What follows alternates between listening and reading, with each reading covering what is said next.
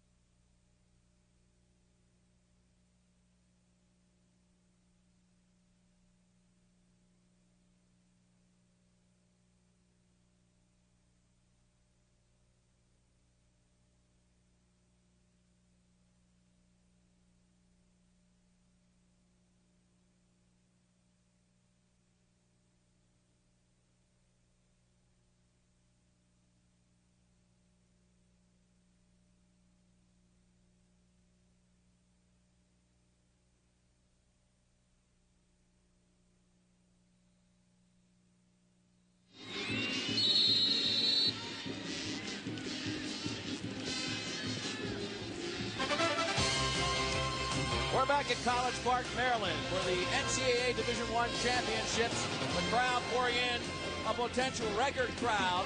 This weekend is such an event in the lacrosse world. Virginia against Princeton in this final.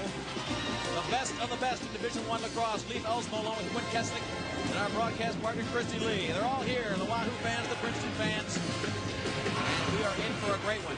The Wahoos last winning in 72. It's been a long draft queue, 25 years for them. Princeton 2-0. They won just 2 years ago on this very field. These two teams met earlier this season, and it was all Virginia. Virginia went up 10-0 in that game and coasted to the victory the rest of the way. You're taking a good look at Michael Watson, one of the fabulous attackmen.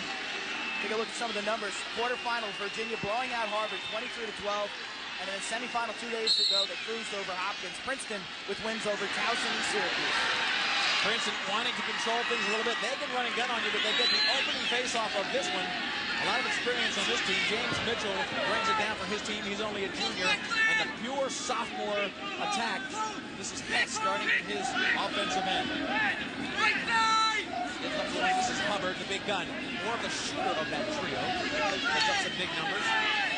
Gets it off to Don McDonough, one of the senior members of this team. They take them down, putting some fresh legs on the field. Eichelberger, another guy, Quinn, who plays both midfield and attack. Eichelberger, predominantly a feeder, a ball distributor. He looks to draw the double team and then give it up to a teammate. Working one-on-one, looking for help. Good defense applied in front. Shot! And a goal early on. It's the big cannon, Hubbard. And he rockets one on Sanderson. Sanderson so important to get comfortable in this game. They gave him a good shot right in front of the 36 square feet. And this was such a great choreographed play. This is what they practiced all day yesterday. First possession, Eichelberger dodging towards the middle, and he finds Hubbard coming off the double screen in front. And Hubbard got the righty cannon, beats Sanderson down low. Here it is again, Eichelberger, the leading assist player of Princeton, to the leading goal getter, Hubbard. If Hubbard can get 12 or more shots, things will go well for Princeton today. And Strutt takes this face-off and brings it in for Princeton, who looks pretty strong off the face-off. So Christian Cook brings down the long stick. Good drag very heavily by Ginter, the long pole defenseman for Virginia. Here comes Princeton. They have owned the ball for this first minute and 10 seconds. 2 straight face-offs, and of course that'll be key for them. They're a team that can run and gun with you, but they like possession, they like things controlled. The field looks like it's holding up well to the weather.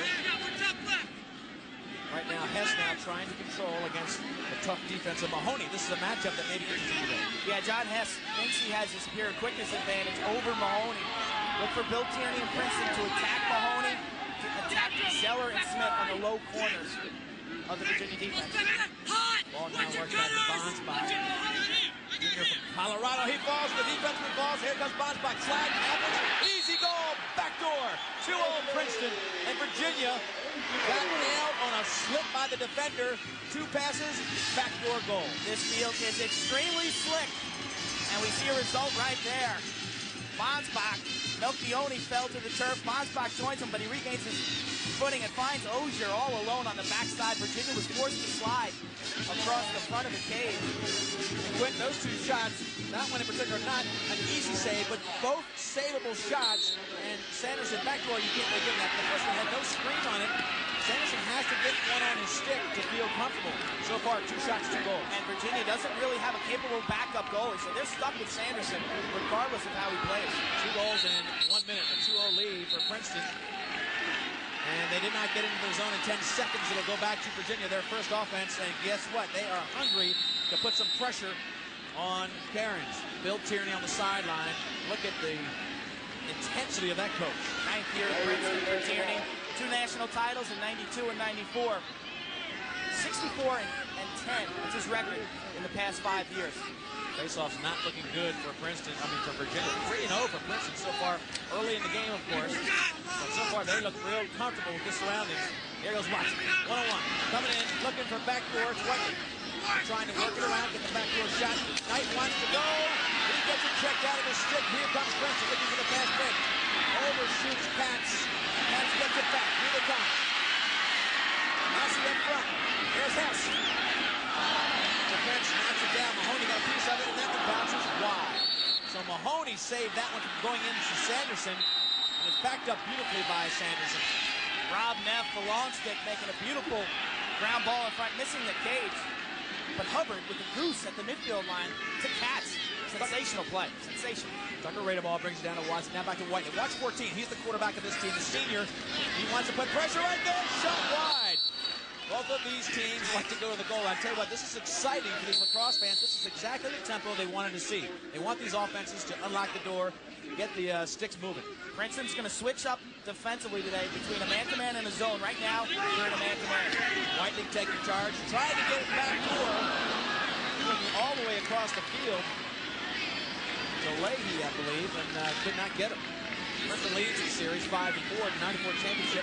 That one goal overtime win right here at Byrd Stadium. It's a much nicer day.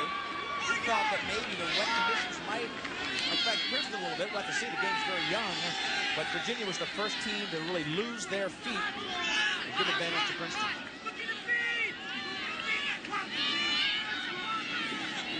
Now they settle it down. You know, these two teams played early on. So we see Uckelberg going to the cage. Being in defense by Tucker Radeball. This might be a matchup they like. Radeball, only a freshman. And Radeball played attack in high school, so his experience is limited defensively. So they get it back to Radeball. They want this matchup. They give it to a different player. This is McBean against Radeball. They're trying to expose the young kid. Great talent, but he's a freshman. Here comes the slide. Cross crease, leading back door open. Go! Massey gets roped with the far side. 3-0. Princeton owns it. Watch for a timeout soon, as this one's getting away from the Cavaliers. And Virginia slides aggressively, but when you're playing against Princeton, that's not the greatest strategy. They're used to playing against an aggressive defense. They play against one every day in practice. And that time, Massey, with time and room from about 10 yards, no one is shooting the ball better than Chris Massey right now. He's got hat tricks in 8 straight games. And they played earlier this season when it was Virginia off to a 10-0 start. Right now, it's 3-0 Princeton doing the exact same thing to the Cavaliers. The only loss of the year in '96 was Princeton losing to Virginia.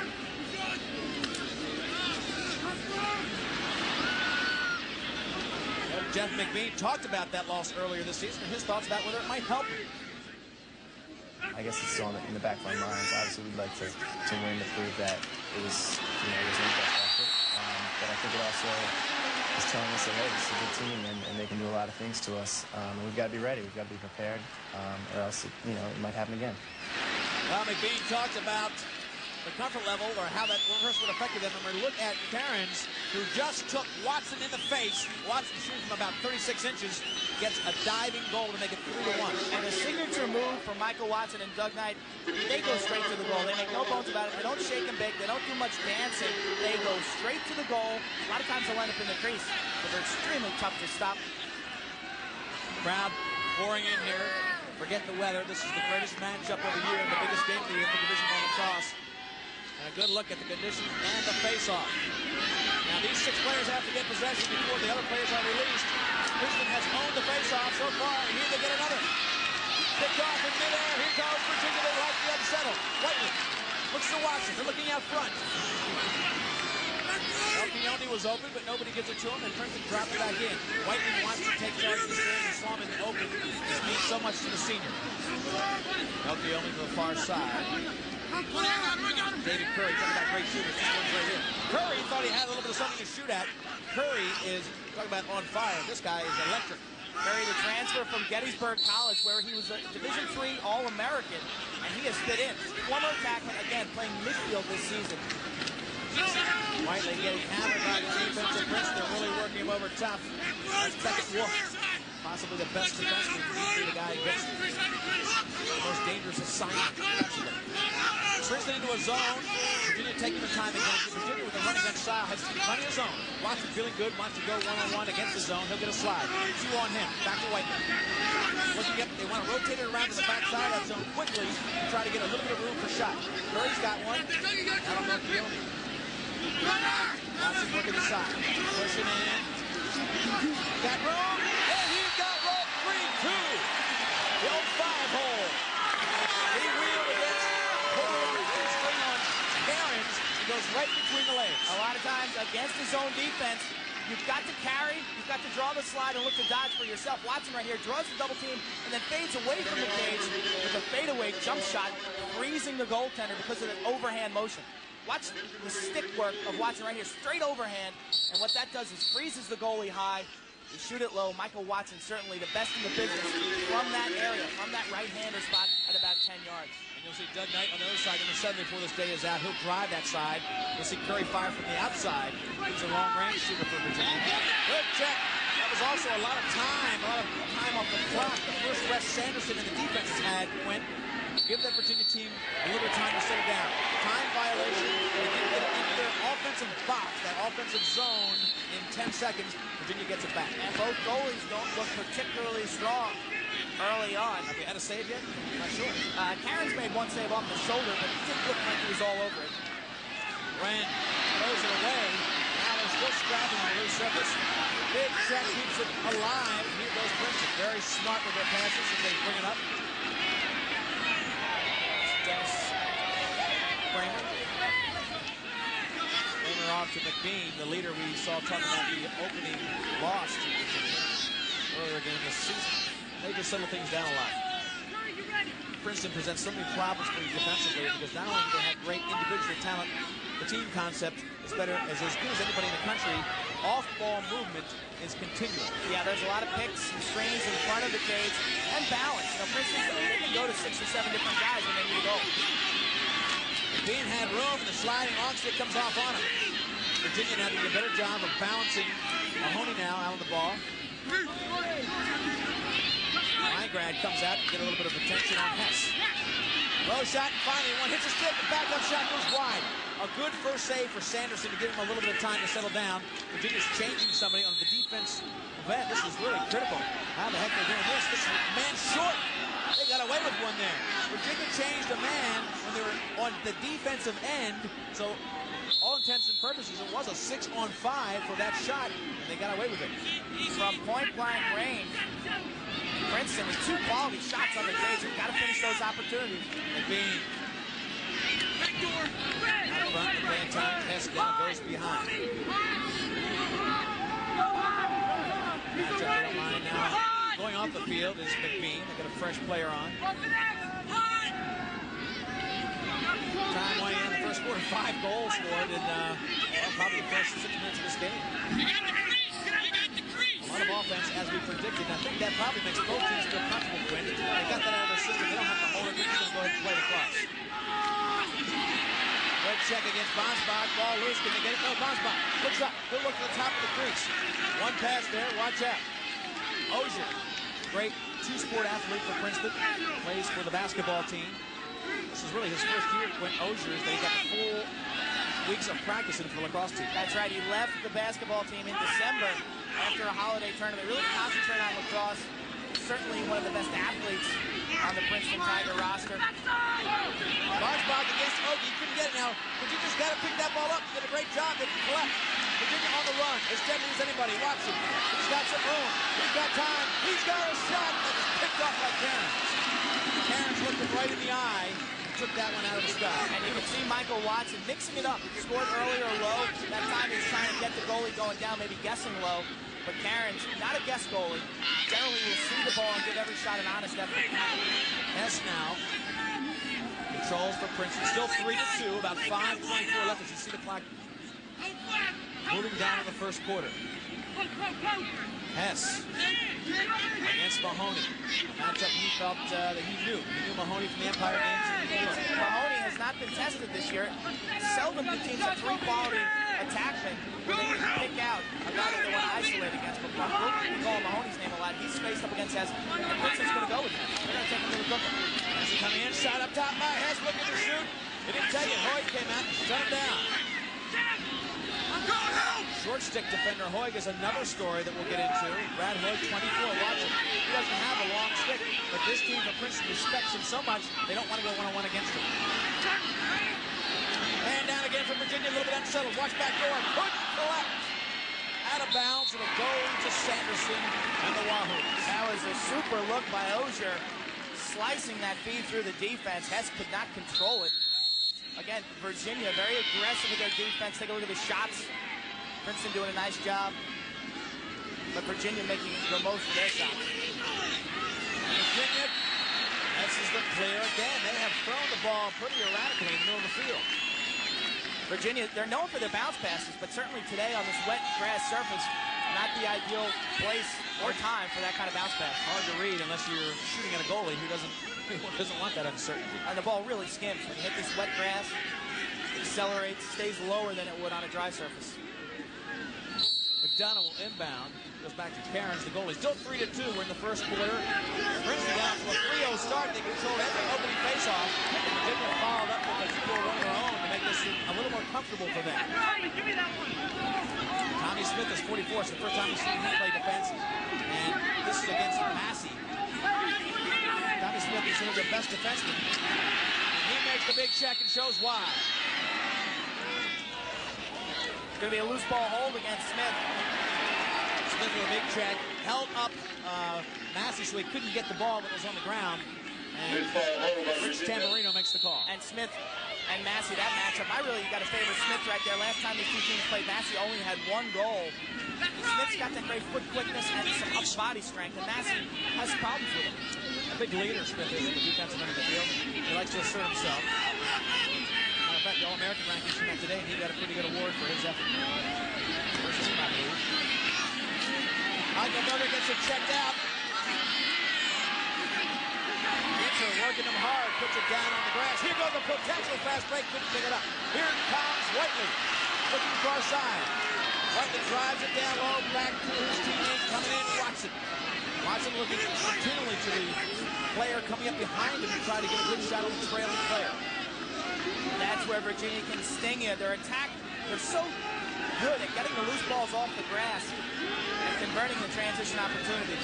Brad Hoyt, defensive specialist, but this guy's an athlete. He can stink the goals. He can shoot. And look at this. He can let Hoyt go one-on-one. Great athlete, could have played football, elected to stay with Lacrosse. Coming around front, looking for help. Inside by Hoyt. Great save by Cairns. Hoyt against 4 defenders and still gets a nice shot off. Hoyt actually did play for the Virginia football team for a year as a defensive back. They wanted to switch him to running back, but he thought he'd get killed. He's only about 6 foot, 180 pounds, but certainly a Division I athlete in the highest sense. Here it is again, Hoyt with the tremendous explosion on the near side. Little shake and bake. Watch the change of direction right here. Turns towards the cage. His shooting is the one thing that's suspect, and Cairns had a good read on that one. These two players know each other back from their high school days, competing against each other in the Maryland-Baltimore area. Cairns for Boys Latin and Loyola for Hoyt in the Maryland area. Here we go with Whiteley looking for somebody out front. He's got a backdoor man open. That zone for Princeton, taking away the high percentage shots. That's the goal of the zone. Cairns gets extra win to Watson. 3 saves so far today by Cairns. Cairns coming in to take another pressure test. And this one on the back of the net. Cairns looking more comfortable. They have 10 seconds to get it up. Watch the timing. They may not do it. They've got 10. It's close. Just barely. If they get it, 10 seconds to do this zone. Plenty of time in this zone to get it here. Now they've got 10 seconds to get to their offensive zone. See the primer on the clearing list across. Here goes UVA. They love the running gun. Watch on the far side. Who's there? Whiteley picks it up. Michael Watson. There's the far side. Just knocked down. What a beautiful save and check by Beckett Wolf. Pushed by Beckett Wolf. That was a terrific. Trying to find Knight on the back door, and that is dangerous. If Knight had been able to catch that ball, he's trouble right there. Beckett Wolf getting a stick in the passing lane. They have an eye on Knight. They know Knight can just explode for as many as 7 goals a game. He's done it this year twice. He is dangerous. Knight, number 7. Who's long in both soccer and lacrosse. Another great athlete. This ball being thrown away. The wet sticks possibly causing some trouble handling the ball. UVA trying to get possession back. Sanderson gets thrown out of bounds and give it back to Princeton. About a minute to go in the first quarter. 3-2 to score. Princeton with a 1-goal lead. And I'll tell you what, they were looking for a pretty comfortable first quarter. They were off to a 3-0 lead. Virginia answered it 2. And you can see Sanderson, the Canadian product out of Orangeville, Canada, really not very strong out of the cage. In box lacrosse, seldom will a goalie roam outside the crease. We've seen 2 mistakes so far by Sanderson on a pass and now receiving that last pass from Zeller. He's still on the learning curve. Last year's starting goalie, Kurt Durling, quit the team halfway through the season, so Sanderson is the man. This team thinks he is every bit of a man enough to make this one stick. Inside, Ugly Burger comes around. No defense offensive side, he's got goal number 4, a 2-goal lead for the Princeton Tigers. Jeff McBean, the senior, with a sweet feed right here. Drawing the Virginia defense towards him, and then finding Ice all alone. One-on-one versus Sanderson. Watch the fakes. Little shake and bake, head fake, gets Sanderson to commit, and finds the empty net. Again, McBean makes the shot, sees the field so well, and Ike sticks it. Played at Landon's goal in the DC area. An area that has given a lot of their stars to the team. Sanderson tries to get it right back up. Mahoney up to rate a ball. Time winding down, 19 seconds in this first quarter. Watson's aware of that. They've got to hurry to get a shot off. Knight been pretty quiet so far. He wants to get a little action of his own. 9 seconds left to get a shot off. The clock's still going, down to 5. Watson. He reaches in, an unbelievable shot by Watson to make it a 4-3 game.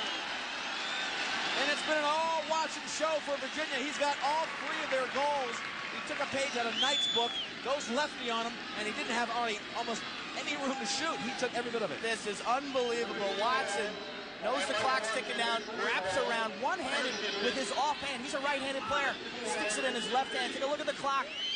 Watson lunging around. Nothing the goaltender can do about that one.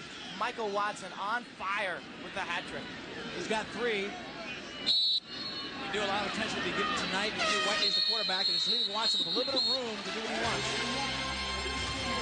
We'll take a short break. When we come back, Bird Stadium will unroll quarter number 2 of the Division I Lacrosse Championships. Right now, Princeton leads 4-3.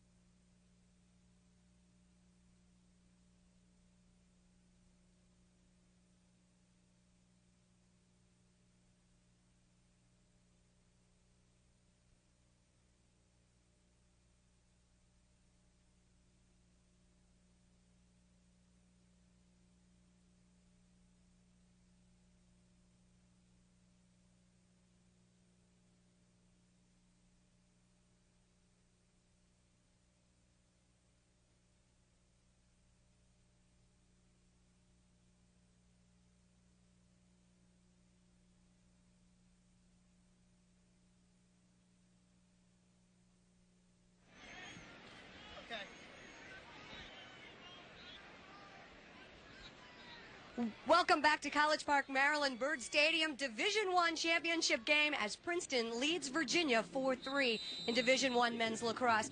Christy Lee, alongside me is Terry Getz, and Terry has the distinct honor of winning the game in Division III for Nazareth College. It was a tough game, 10-10 against Washington's College. Right in the first of the overtime period, you score with a big goal. Yeah, I knew how important the face-off was, and we happened to win the face-off, and Tommy Campbell, a fellow Roman, came down and passed the ball to Neil Paulus. And here you see it on the monitor here, and Neil, I was calling for the ball, he was going to look it away, and he fed it to me, and I happened to stick it in, and God, it was a great feeling. That's the first time you've seen that video. Yeah, it's the first time I've seen the goal. You look even like a better hero now, huh? Our team played great, and we're really excited. Congratulations to the Golden Flyers of Nazareth College. We have more action. You can check out Division III, by the way, June 7th, 3 o'clock Eastern Time on ESPN2. That championship will air. We're back to the field. Leaf Quint, take it away, guys. Thank you, Christy Lee, and our congratulations to Terry Getz. A sensational day for Division III. And I'll tell you what, it was a record crowd of 18,000 stand for a while for that overtime game. Back to this one, though. This is everything we hoped it would be, Quinn. 7 goals scored in the first quarter. That might be a record right there. There's a lot of offense in the game. It's normally pretty tight. Normally the power gets a little tight in this game. You've got to wonder which team is going to win the tempo battle. Princeton wanting a slower tempo, Virginia wanting transition. David Rand called with a hit from behind. And I'll tell you what, it was pretty close. From the side is legal. The back is not. You make the call. And the key also is whether the player had possession. They're going to give possession to the Princeton player, Dennis Kramer. And so Princeton's going to have a man advantage for a full minute. Now, fouls are going to be very important today. Virginia tends to foul. They've had to kill 116 penalties this season, where Princeton has only had to kill 45 penalties. So we have two real contrasting styles. Key, though, for Princeton, can they capitalize on their extra man opportunities? Their first shot at it right here. We had a pretty clean first quarter. A lot of running gun, but no penalties. This will be the first. Hubbard gets to the big. This is Hubbard, the big three on the top. Eichelberger back to Hubbard. Whoa, he slips a little bit. Help me! Pass to Hubbard's left. Shutting off the man behind, which is Hess. Off of the defense stick, they saved. It keeps it back to Princeton. Lucky break. Take a look at the numbers in the first quarter. Q. Shots, Virginia with a 1 advantage. Ground balls, Princeton all over the loose balls. 18-10. Face-offs, dead even in saves. Sanderson for UVA struggling with one. Q, they're playing a boxing one. They're shutting off Hess, number 9, to the top right of your screen. It's off the screen now. They're not letting him be involved in the play. They figure like Hess is the most important part, the quarterback. They take him away from the extra man and elect to go 5-on-4. And it pays off. Hubbard taking about a 16-yard shot there. Sanderson with the easy save. Nice strategy by the Virginia defense. See if they change that look next time around, if they get another shot at it. Elkioni brings it down, gets to his teammate Doug Knight. Teams at even strength now. Penalty is over. They did a great job of killing it. 4-3, Princeton leads. We're in the second quarter. Knight, we haven't heard from him yet. You know he is chomping at the bit. He's being marked beautifully by Princeton. A lot of attention being given to Doug Knight. Inside three, shot, and the game is tied. Beautiful move for UVA as they punch it into Melchione. No slide there as he wheels and fires on Carnes. Henry Oki with the nice assist right here. The strength of this Virginia team, I believe, is Melchione and Hoy, two midfielders who can play both offense and defense. Look at Oki drawing the double team. Melchione catches and fires. Blind to the net. He really caught this and shot in one motion. And pinged the corner, beating Carnes from close range. Oki drew the double team. Melchione put it away. But that ability for those two players to play both defense and offense today will be huge for Virginia. Tucker Raider ball for Virginia, facing off against James Mitchell, the junior from Mountain Lakes, New Jersey. It's Princeton coming in with the ball. Long stick bringing down is Beckett Wolf. He's their go-to guy, but check out by Brad Hoy. What a tremendous play by Hoy as he's pushed from behind. It'll be UVA ball. Brad Hoy with a short stick, really playing as good a defense as anybody on the field. I have never seen, I've seen Hoy play for 4 years now. I've never seen him get beat one-on-one. Fabulous speed. Here's the push call. Van's not happy with it. He got dumped to the turf. It's got to be Virginia's ball. Would have been 2 calls on that one. Each guy ran him down. It was a Mack truck accident. Look at Starzy on the sideline. You know, 2 years ago when these two teams met in the finals, it was a 9-8 ball game. Starzy took some criticism. He had a running gun team that year, chose to slow the pace of the game down and play Princeton type of lacrosse. Today, though, this scenario, this tempo, a lot of goals really benefits Virginia. He had no choice today because Princeton lost his 3-0 lead. So this is a different Princeton team that invites you to go ahead and run. And, of course, Virginia loving to do so. Whiteley controlling behind. Princeton taking the time. Cutting player up front. That was great. Couldn't pull it down. That close to making a shot. Here goes the fast play for Princeton. All the way down is Christian Cook, and now he'll go back. Great speed in the defensive end. They'll reset their offense. This is Hess again, the quarterback, with that matchup against Mahoney. Inside player, watch out. Princeton backs up nicely. Hoy caught by surprise as the ball came through. There's Hoy playing defense again. They don't want to go against him. They'll move to a different matchup. This is the matchup they want. They want Tucker Radeball all day long. He's a good player. He's a freshman. They want to test him. Great job by Radeball. It's Dennis Kramer against him. Now they're clearing out for him. They also have another favorable matchup. Watson, the attacker for Virginia now, caught behind the cage in a defensive role. Look for Princeton to try to get the ball to Bonds back to isolate against Watson. Good point. This is Ozier. Right on the 10. This is Ozier, the great athlete. Against Radeball now. He slipped. The slide comes open. Big save by Sanderson. He finally gets a feed on a big save. Cannot clear. Goes wide open. Can Sanderson get back? Ozier. Far side McDonough. Cranks it. Sanderson again with a big block. Follow-up is wide. Sanderson with the two best saves of this game. Sensational saves by Sanderson. Taking that one off the chest protector. Hustling, making the ground ball play. Threw the ball away. Watch it right there. Watch this rebound. Just go wide. You'll see the little flick in front. This is the first save off the foot. And then he makes the second follow-up save. Timeout call on the field. It's all tied at 4. We're in the second quarter of this great Division I lacrosse championship.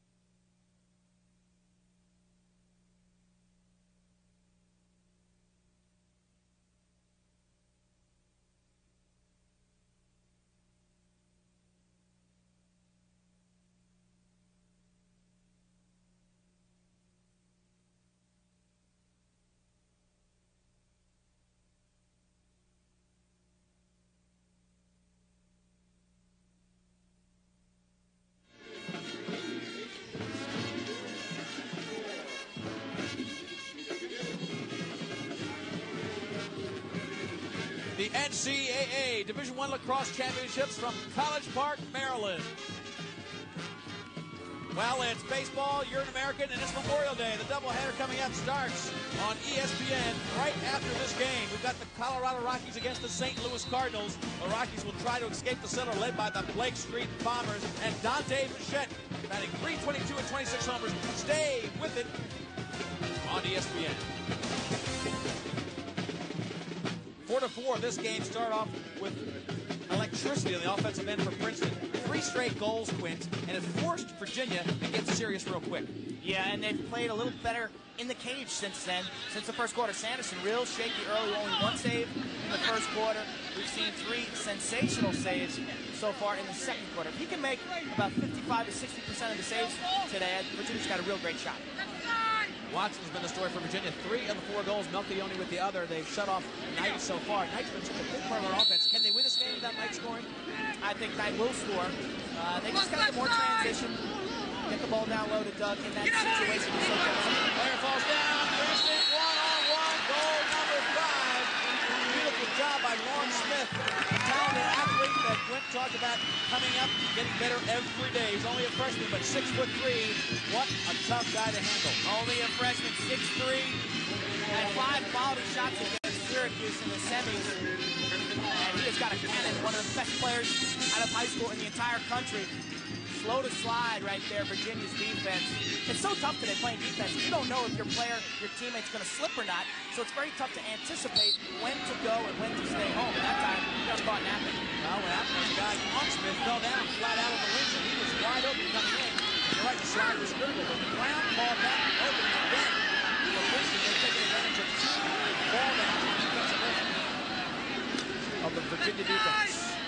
So 5-4, Princeton up by 1. They have never been behind. They've been getting 3 straight goals. They've been for Virginia follows. So they have not been behind in this game yet. Second quarter action from College Park. Same matchup of 2 years ago, where it was a little bit different pace game, led by the control style of Princeton. This year they've got one of the best goals per game average in the country. It's the 2 best offenses in the country. Good job, bang him, Bo! You're home! Pass outside. Top one. Defensive checks of Mahoney. You can hear the goaltender Sanderson barking out commands to his defense. Massey now goes against Smith. Smith made him take that a little bit wide. Didn't even test Sanderson on that one. There's a good look at Massey, who's had some big numbers in games of late. 6 goals in the semifinals against Syracuse. He took 15 shots in that game. Syracuse electing to cover Hubbard. Great save by Sanderson. He is looking very comfortable, especially in the low shots. We talk about style. A box goal is a little more comfortable down low. When you put it down on the grass, he's more comfortable than going to the high play. Canadian box goal, only 4 feet by 4 feet. Sanderson certainly down low, stronger than he is up top. Second look against Knight. Knight a little antsy. He wants some action. Technique against second look. 1-on-1. Slide getting ready to come. Slide was antsy, looking at Knight. Virginia lets him take a little time. There goes White. Against that zone. Now they're going outside. Looks like they might be matching up against Knight. Likely loses it to McBean.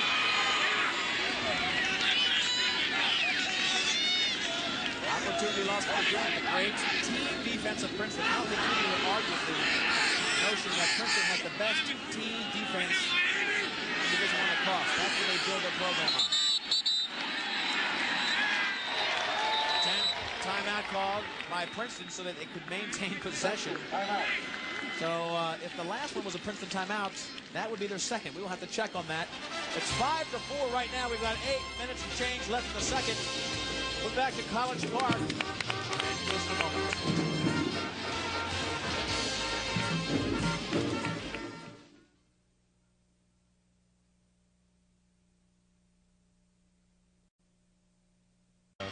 Pretty powerful. Okay, let's quickly talk about this new team. We have a lot of new defensemen. We know that these two teams match up real good offensively, and defense is probably going to be the key to the game. How do you feel about your Tigers? I think they're young and inexperienced, but like I said, there's a tradition of playing great defense with Coach Tierney, and he's coached them so well, and they've responded really well all year. I think they need to stop their strengths, which is their attack, and I think they're prepared to do that. I think they'll be great. Josh Miller, thank you for being our guest. We're going to go get dry. Leave, quit. Look at the moisture on the lens of the camera there. We see Ozier coming in. Big pick. Frees him up. He didn't take advantage of it, though. Give the ball back to the wing. Rosbach against Hoyt. Hoyt. Okay, that's not a goal. If you're defensive, that's all right. Hoyt took away the great shot. Slipped, got back up so fast that he was still in position to make a little bit of an impact check before the shot came off. And so strong, too. Hoyt, when he gets that stick on you, puts it on your hip and drives you out. You're certainly going to feel it. The bench press is up in the 300-pound range. Whiteley calls hard for the second shot of the day, and that went right off of the goalie Karen. In the crease would be the call, or give the ball back to the team. So Hoyt's had 2 looks at the goal, and I tell you what, they could be big if he gets one of those. The game's tied. Another look. Whiteley to Hoyt. Nice quick stick. Pat Cairns, an angle goaltender, really in the right spot at the right time. Wide open goal on a 10-man ride, and it'll be Virginia ball. A gamble by Stargell that paid off. Princeton was looking for it. Tierney's going They for a are stick. all over the ref, or maybe the out-of-bounds call. But anyway, it was a 10-man ride, which means the goalie comes out and plays one of the players on the offense, and it leaves the goal open. Sanderson dove back after the shot that missed and got possession. That's a gutsy call by the Virginia coaching staff. But again, they're looking for that up-tempo game, and anytime you pull your goalie like that, double team downfield, you're going to force mistakes and force the action. That kind of paid off. David Curry just threw it out of bounds. Now, 2 guys that have not had any impact yet that you would think have to for Virginia to win. Curry just threw it out of bounds, and number 7, Knight. I think if those 2 guys are silent the rest of the game, it's over. They need midfield scoring. Obviously, their attack's going to do a lot of the damage, but players like Oki, Wren, Curry, and Melchione have to step up and score some goals. They give it back to Princeton. The team that makes fewer mistakes than anybody in the country. Goes all the way across the field. Good riding by Knight. Eichelberger gets trapped by the goalie. It's wide open again. Sanderson is that far out of the goal. He's racing back to get position. Massey picked it up. Could not find anybody open. What a gutsy move for Sanderson to come 50 yards out of the cage. Most of the time in that situation, you want to pass that attack player off to a teammate, to a long stick, and then switch back to another attackman who's closer to the cage. But Sanderson, logging in the miles, you got to worry about his fatigue. Sprinting back and forth. Madonna. high, hard, and low. That's what we're talking about. The kind of shot that might give Sanderson more trouble in the low. Look at him. He's a little tired. He just ran 2 sprints of about 40 yards. He comes back in. He guessed a little bit low, and the high shot rips the rope. Exactly. And right now, Sanderson sitting in the cage trying to catch his breath. And here comes McDonough right down the right-handed side, straight overhand. And you can see Sanderson just flinch low. Watch the head of the stick. The left-hander will just drop his stick for a second. And McDonough scorches the upper portion of the cage. First goal today for him, 2 straight for Princeton as they take a 2-goal lead. It was tied at 4, now 6-4. They control the faceoff. Good job there. This one by Kramer, number 10. And they get it back and work it around to bench Struck. A lot of speed there. Ozier on the far side. Princeton just taking their shots when they want them. Hoig playing defense against Ozier. Hoig with a wrap check with a short stick. Looks very comfortable, Hoig does, this matchup, even though Ozier's taller. Called something on Hoig? Don't know. Cross check. It's going to be a cross-check hold against Hoig. And this is a call where the player will be playing the man with the cross of his stick, but because his hands are spread, he's actually using the stick to hold out the offensive player. Here it is again. You see how wide Hoig's hands are spread right there? You got to get his stick. You got to use your hands and use your fists, not the shaft of the stick. And quite, they're pretty flexible in that call. Even though it's in the books, they're pretty flexible. But you got to get your gloved hand a little closer to the body than he was. He had his gloved hands way outside the body. Again, you'll see a similar move to that defensively all day long. Usually they don't call it if the glove hand is close to the body. And a lot of times the referee right there will talk to the player, say, hey, bring your hands together, bring your hands together. That time he just elects to throw the flag. Boxing 1 again. They're shutting off one player. This time Hubbard, it looks like. So they picked Hubbard this time to shut off. It's a boxing 1-5-1-4. Good job by Virginia of sticking with the concept of a boxing 1 play, but switching the guy. Now, you know Princeton will come back and say, okay, they're taking out Hess, let's do this play. So Virginia set up the fact that they would cut off a different player, and they do it with their big gun. It's a real mental game. Backside feed right here to Massey. Good slide by Ginter for Virginia. Coming, sliding down the backside, helping out. Here comes Virginia being run by Melchione. He drops it, looking out front. He's got a player. Shot and rope. 6-5. Virginia very quickly gets it back on the board. And it all started with that confusing defense in the EMO. It was a great chance for Princeton to get a 3-goal lead, but Virginia makes it a 1-goal game. Real big swing right there. You come up with a defensive stop, get the ball down, and Oakley just lets this go. Melchione finds him in front. And this is perfect placement on this shot off to the goalie's hip, right off the hip right there to the far side.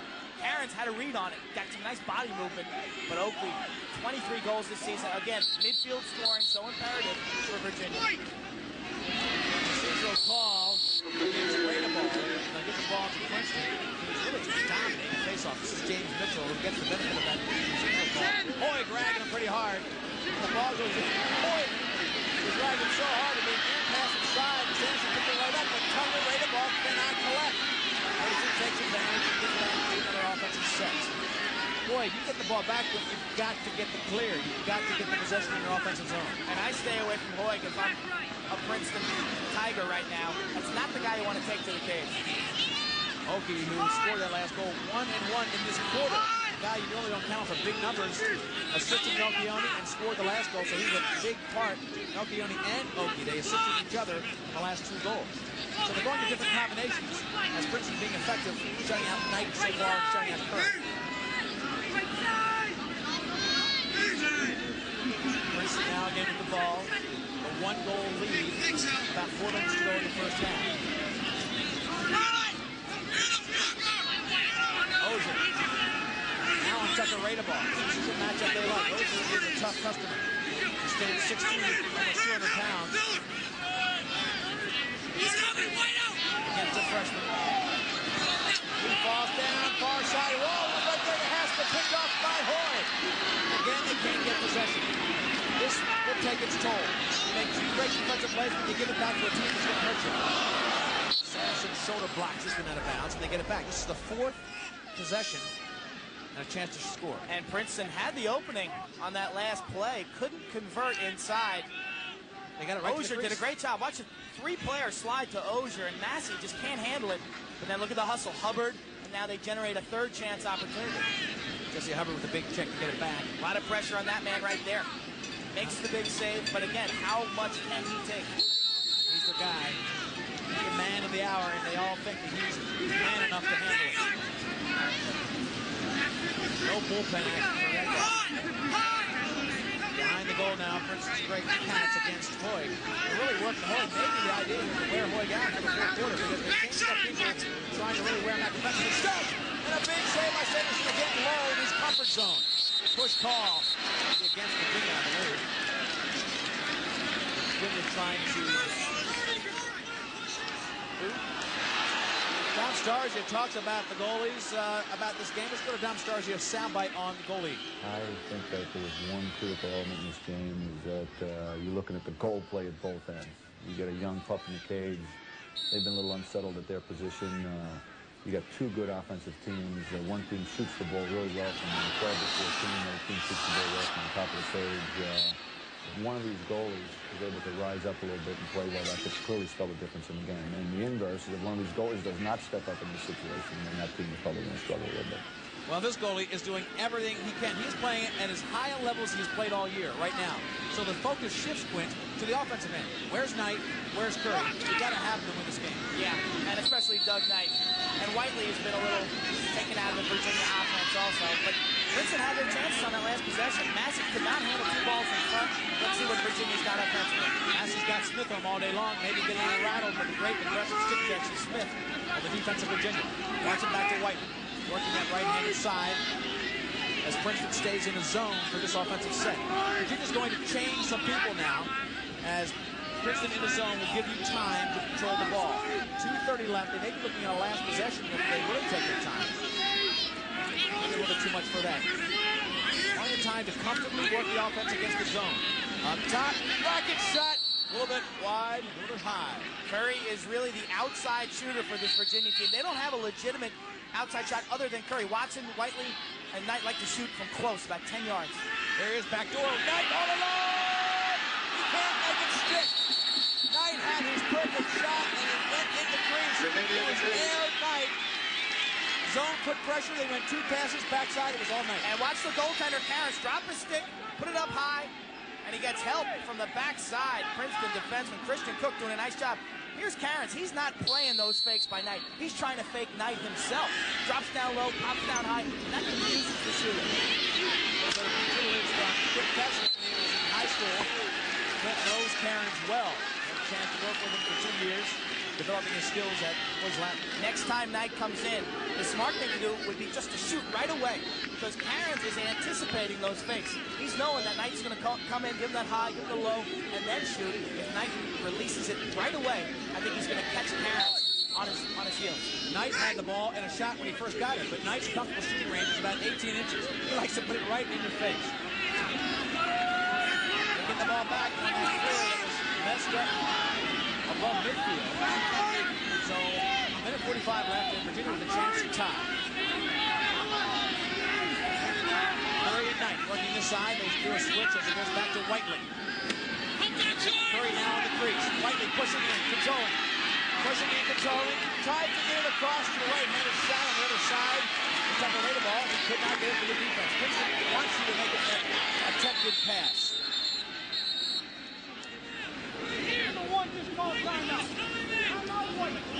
So Princeton burns up one of their timeouts. This will be the 2nd timeout. They only get 3 in the game. Derek Katz, number 1 for Princeton, called that timeout. Tierney not particularly happy with it. Look at Tierney. Tierney's upset because he doesn't want the timeout called. You only get 3 in a game. And if you call 2 now, as many as you can call in a half, that leaves Tierney with 1 timeout for the rest of this game, and it's basically a tie game. That handcuffs the coach. Emotion for Tierney, a very big part of his game. Some people wonder if it's a hindrance or if it's a motivator. Tierney talks about his emotion. People look at my emotion in a game and they think that that's going to have a positive effect or an adverse effect on his team. To be honest, I don't think it changes anything. I gear sometimes my emotion toward the referees. I gear it towards myself sometimes, and I gear it towards certain players that I know can handle that. Our kids are around me every day. Sometimes it's a little bit of a firing up routine. Other times it's just I lose it. Well, he lost it in the semifinals a little bit, but I tell you what, not too much, not too much. The semifinals very composed. Right here, a little bit upset. Yeah, he looks a little upset, but we've seen him back in 1992 at Franklin Field in the finals. Just a raving maniac for that entire game. This is as composed in a championship game as Tierney has ever been. Let's put this in perspective. This guy has really rebuilt this program. This is one of the premier coaches in the game, and when he means it doesn't really have an effect, he has the total respect of his players. It's a part of his makeup. It works for Tierney and that program, and really it's nothing negative in the mix. No, and we've seen him at work in practice. For every time he scolds a player, certainly there's a positive reinforcement as well. He's a master motivator. And it's part of the matrix that makes this team so perfect. This team does not make mistakes. Fewer mistakes than any Division I lacrosse program. If you want to beat them, you better play a darn good game. Eichelberger clearing. Now the ball's loose. The field causing some problems. Gifford cannot collect. Finally does. We've got a minute left with Virginia still another possession. Boy, he's got some room. Knight far side. Watching a little bit too close. Tried to get it into Knight, and the ball goes off the defensive check. Virginia not in the right position for that fast break as the time goes to 50 seconds. Yeah, and with a minute left there, you want to get a quality shot. Melchione forcing that one inside. Another chance to get up. Melchione trying to redeem himself. Gets the ball back and lobs it up. Offside. Push ball. Push ball against Princeton. So 3 mistakes, let's say 4, 2 for each team. Virginia gets it back for one more chance to handle it properly with 36 seconds left. Watch the hit. Near side, Melchione getting dumped by Eichelberger. Melchione comes up with a ground ball and under duress just heaves it towards the midfield line. And that's where the push happened, right at the midfield stripe. Watson's got it now. Whiteley goes behind to control. Whiteley will take it. We've got time in this quarter at the bottom of the screen. They can't pick it up. They tried to get the big shot up top. Still time for a shot, but they've got to now hurry. This is Curry. He's a little bit frustrated. He's shut out. Knight is also shut out. There's a double team, triple team. Ball goes wide. Time for one more. And you can see the effectiveness of the Princeton zone, keeping Virginia on the perimeter. And Curry and Knight are showing some frustration and some antsiness. They're really going to the goal, not taking the best shots. Knight has to give it up. That will not be effective. That'll end the quarter, end the half. Princeton doing a great job of taking away what should have been a good shot and a lot of pressure on the goalie, Cairns. It didn't happen, and Princeton will take that 1-goal lead into the half. Their zone has been effective. When these two teams met in the regular season, Princeton fell behind 10-0. They went to the zone, and then Virginia only scored 2 goals the rest of that game. Shut out Curry. And I think that strategy has been pretty effective so far. So we'll get set to talk to Tierney, who has the 1-goal lead. Let's go down to Christy Lee right now. Coach Tierney, your defense has come up big. You've shut down Whiteley. You've shut down Curry. That Knight's not really been a factor yet in the first half. You have to be happy about that. Well, we're happy to be up 6-5, far cry from being down 11-2 in March. But this is a scary team. We're in no way near winning this one. That's for sure. What do you think has made the difference? Well, we're trying to mix up some zone. We're staying in tight. If they're going to beat us, they got to beat us with their outside guys. Watson killed us early in the first quarter. We're just trying to stay tight and hope that they can't score from the outside. What about the weather conditions? Is that much of a factor? You know, some kids are slipping, some kids aren't. It's dominating face-offs. You know, I don't think it's much, determining the lead or anything like that. No. And a really good stat is you're dominating in face-offs. We've got to keep doing that, or we're in a lot of trouble. Coach Tierney, thank you for joining us at halftime. Thanks. We have more for you from Division I Men's Lacrosse Championships right here at Byrd Stadium in College Park, Maryland, coming up on ESPN. Stay with us.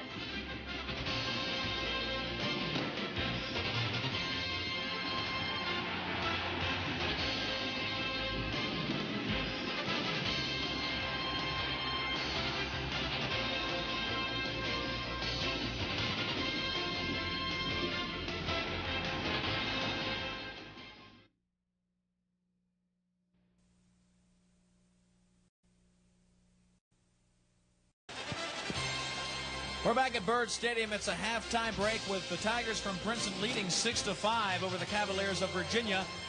I tell you what, it has been an exciting first half. A little bit sloppy because of the weather, but the game really got off to a fast start. Yeah, it really did. Both teams scoring at ease in the first quarter. Goalie play a little shaky, but then both goalies tightened up in the second quarter. Princeton's had 6 different players score. Watson's been the key for Virginia with the hat trick. Of course, if you're looking at storylines, where's Curry, where is Knight? They've been handcuffed so far by the great defense, and that's going to be frustrating for them. If they don't come out and score some points, Virginia will have a very tough time winning this game. That's right, and that's where the zone defense has been effective, keeping the ball away from the Princeton cage, giving them the outside shot. And Virginia really does not have a great outside shooter aside from David Curry. On the goalie front, Sanderson, he has played very tough. Excellent second quarter for Sanderson. Really kept them close. Princeton had their quality opportunities in front. A couple drop passes for Princeton also. You've got to wonder if those chances will come back to haunt them in the second half. Cairns also has answered the call. Right now, though, our partner, Christy Lee, is down with Terry Holland, the AD of Virginia. Christy? Yeah, so we're standing down here getting a little bit wet, but it's worth it. Terry Holland, the athletic director at Virginia. Terry, let's quickly talk about your past, though. You're an awesome basketball coach. Like, you coach the guys like Ralph Sampson. Talk a little bit about that. Well, of course, having good players and good assistant coaches makes a lot of difference, Christy. We were fortunate to have some great teams, and give credit to those individuals we had, though. It was a lot of fun to coach those guys. And for those of you who don't know, I am not 6'5", okay? I'm standing on a chair just so it didn't look like I was really shrimpy. What about the athletics at Virginia? You have to be proud of the men's program. Absolutely. You know, Dom Stars is just one of those coaches that you know is going to get the job done one way or another. Great coach, has an excellent rapport with the kids, a fantastic recruiter. He's the kind of guy you want your son to play for. Well, you're down by 1 at halftime. Got any words of wisdom for those Virginia fans? Well, we knew that it was going to be this type of game. Every time we match up with Princeton, particularly this time of the year, it turns out to be this kind of match. I would expect that it'll be the same the second half, but hopefully we'll be able to come out on top. Thank you very much. Terry Holland, our special guest. And we will have more as halftime continues here at College Park. We're going to go get warm, drink some coffee. You stay close to the TV. We have more great men's lacrosse action coming at you on ESPN.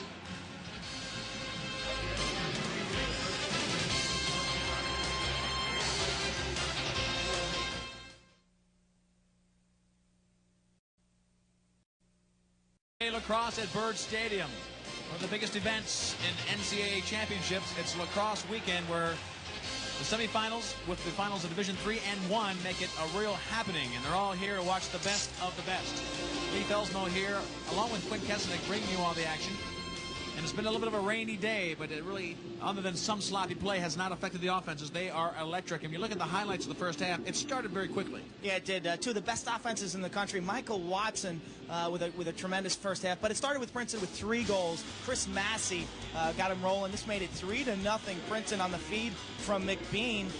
Here he is right there. Wormburner beating Sanderson between the legs. Sanderson shaky early. And then Watson came back single-handedly, scoring 2 in a row for Virginia. Left-handed. Watch his one-handed shot. Beating the Princeton zone defense right there. Watson was on fire.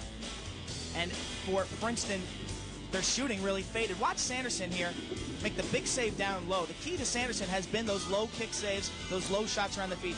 And for Princeton, Pat Karen certainly stepping up in the second quarter, robbing Brad Hoyt from close range. Both goalies shaky early. They had excellent second quarters, and I think it could come down to a save late in this ballgame. We'll be at that second half coming up very shortly. All the players now getting ready for the very close second half. It was an overtime game 2 years ago. Right now, though, the Sears Directors Cup points. We just got to take a little bit better, except for some spectacular. Welcome back to College Park, Maryland. Princeton, a slim lead over Virginia, 6-5 Division I Men's Lacrosse Championship. Coach from Virginia, Coach Starzia, let's talk about what we're going to do in the second half. Well, we have to be much more patient at the offensive end of the field. We're fortunate to be only down a goal, quite frankly, and I love my attack to death, but except for some spectacular plays by Michael Watson, we really haven't been taking care of the ball at that end. Princeton's had the ball for long stretches. Our defense is doing a nice job. Chris is coming up in the cage. We just got to take a little bit better care of things at the other end of the field. You get a little over anxious when it first gets down there. We got to understand that and be willing to take a little time, give us a chance to regroup at that other end. We'll watch for the run and gun of the Virginia Cavaliers in the second half. We'll be back with more of Division I Men's Lacrosse Championships live from College Park, Maryland on ESPN. We're back at Byrd Stadium to start the opening faceoff of the third quarter, and it's Princeton again dominating. There were 9 out of 13 in the first half. And whoa, a big hit laid on by Massey. still loose, but Princeton comes up with it again. Another check for Virginia, puts it back on the turf. They didn't get it in their offensive zone. Offsides, Princeton. Offsides is the call. They get it back. Again, sloppy play between the restraining lines. Let's see what adjustments Virginia makes. Far side. Here's Curry. The big cannon shot. He can't handle. And the defensive checks worry him by Harrington. So first possession after a real raggy face-off goes to Virginia. They're down by 1 half to go in the national championship. Curry working down low now with Whiteley against a short stick. Knight up top. There's Brent and Watson. Princeton electing to play the zone defense. Virginia has not generated many quality shots against the zone, so stay with it. Bill Tierney has elected to stay with the zone. And Starsia obviously wants his team to take a little more time against the zone. It's not something they haven't seen. It just requires a little patience. Curry to Watson. Back door is Whiteley. Watson likes to go one-on-one. Takes his shot. He's got goal. Off the foot of Cairns. Watson is the story for the Virginia Cavaliers. He is keeping them in the game until the fire of offense gets light under Knight and Curry. 4 goals for Michael Watson, and he takes it right to the heart of his zone. That's the second time we've seen him try to dodge against the zone. Not much of an angle here, left-handed. Pat Cairns got a heel on that. It deflected off with his foot into the cage. But a lot of the Virginia players seem kind of timid against the zone. Watson going straight for the cage, not really worrying about the defensive formation. Looking like Doug Knight, who is really a fiery character, like to play the crease. Sacareta ball pushes Jeff McBean, and will go to Princeton again. They get the initial possession on the faceoff. Curry got the assist on the Watson goal, although it was pretty much a one-man effort. First half numbers, Quint. Take a look at the numbers. Shots, Princeton with a slight advantage. Ground balls, big advantage for Princeton, and face-offs. One of the reasons why they were able to control the tempo. Saves, Princeton only 4, Virginia only 6. Again, Sanderson needs about a 50% save percentage, and Cairns will need about 60. Those are their season averages, and we got to keep our eye on that. That's going to be huge. 11-4, that's the face-off advantage for Princeton, and that is a huge number. We talk about numbers that count. Meanwhile, Ginter gets called for a penalty, and it's another extra man for Princeton. Now, they did the boxing one twice. This is the third shot at it for Princeton. And Princeton, or rather, Virginia abandons it here. They're in a regular rotation. Good stop by Sanderson, and the defense clogs him up. Illegal procedure against Virginia. McBean with a quick shot. Likes to feed in front. McBean turn and catch. Sanderson playing his angle so well. They called Virginia for holding McBean down. McBean was lying on the ground. Tough call because they made a great play. Virginia really mixing up in the man-down unit. They box and one, give 2 different guys, and then this, their third possession for Princeton, they abandon that, go to the regular rotation. McBean finally gets the ball on the ground. McBean cannot collect it though. Smith. Back to Sanderson, he'll go far side. Near side's Mahoney, he doesn't see it. Finally gets to Mahoney, he better hurry. Mahoney being ragged by Hess. Here comes great man down stretch for Virginia. They dodge the bullet for the 3rd time. Team to even strength, and what a classic matchup. The man down is really confusing. The great offense of Princeton. In close, rocket shot, and it's Whiteley, the captain, bringing his team to the first lead of the day.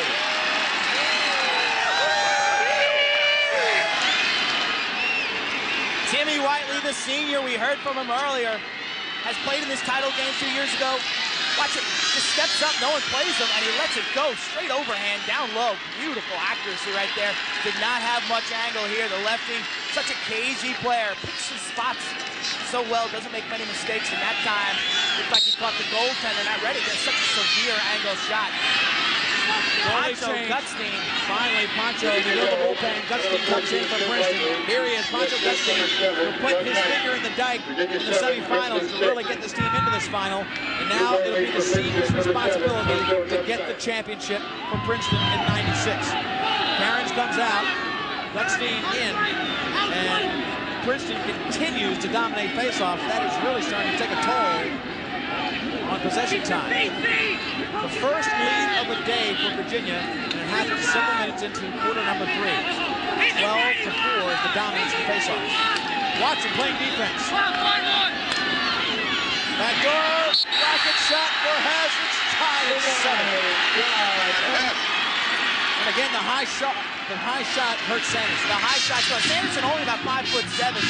Hess left all alone on the backside. We've seen Princeton make this look a couple times because the Virginia defense over-aggressive. They slide to the ball. They're very ball conscious. Hess all alone. Take a look at it again. Ozier, such a great field general. Number 4 on the wing of the faceoff. Number 4 on the near wing of the faceoff. Quick release. Look at Watson coming in from the wing, number 4. They're putting him, he got caught defensively last time. I think the defense was looking to help him. The backside, Hess got a good shot. This puts 4 big shooters on the offensive end of the field if you get possession.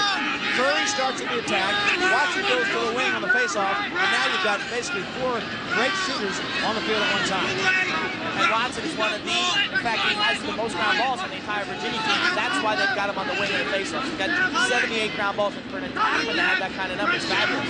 He's a great scrapper. He's a grinder. He gets the loose ball. The only liability would be if you could call him defense and they take advantage of it. Virginia up top, Curry now to Watson with the right hand. He gets checked at the last moment, backed up by Knight. Christian Cook moving his feet, the fastest of the Princeton defenders, gets that stick out. A little poke check towards the ribs of Watson, deflecting that shot wide. It'll be interesting to see how Gutstein reacts coming off the bench on a particularly chilly day. It's only about 55 degrees out. Didn't have much warm up at halftime at all. Good point, Quint. You want to put a hard shot on him. You don't want this guy to get comfortable. So Virginia wants to put a tough shot on Gutstein, make him earn his comfort level. Up top, Curry. Whoa. He's got it. And that's the howitzer for Virginia. Curry has got a cannon. I think Gutstein thinks he should have had that one. Take a look at it again. The feed from behind. Curry, time and room. You'll get a great angle here. Watch this. Straight overhand.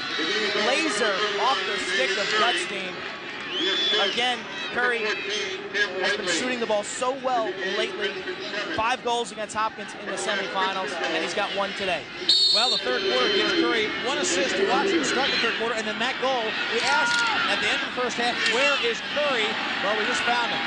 I think Don Stargey at halftime wanted to know where he was too. They adjusted some things to get him the ball, and he is the outside shot. That's a savable shot right there, though. That's from 14 yards, hits the goalie right up in the stick. He's got to make that save in the national championship if you expect to win. Rocket, they tie it up at 8. Madonna. 10 minutes to go in the third quarter, and we've got a ball game. 2 goals for Madonna. The senior stepping up big time in the big game. Here it is again. Left all alone in front. Watch the accuracy. Right in the upper corner. Beautiful shot. Not the fastest shot, but look at the control. McDonough knows exactly where he wants to put this one. Right in the corner. Tough for Sanderson to make that save. And another goal up high. Right. I think they're going top shelf all the way. I think one of the things they talked about at halftime is, hey, get the shots off his feet. Get the shots in that top quadrant of the goal. Princeton again dominating the faceoffs. They have tied the game at 8.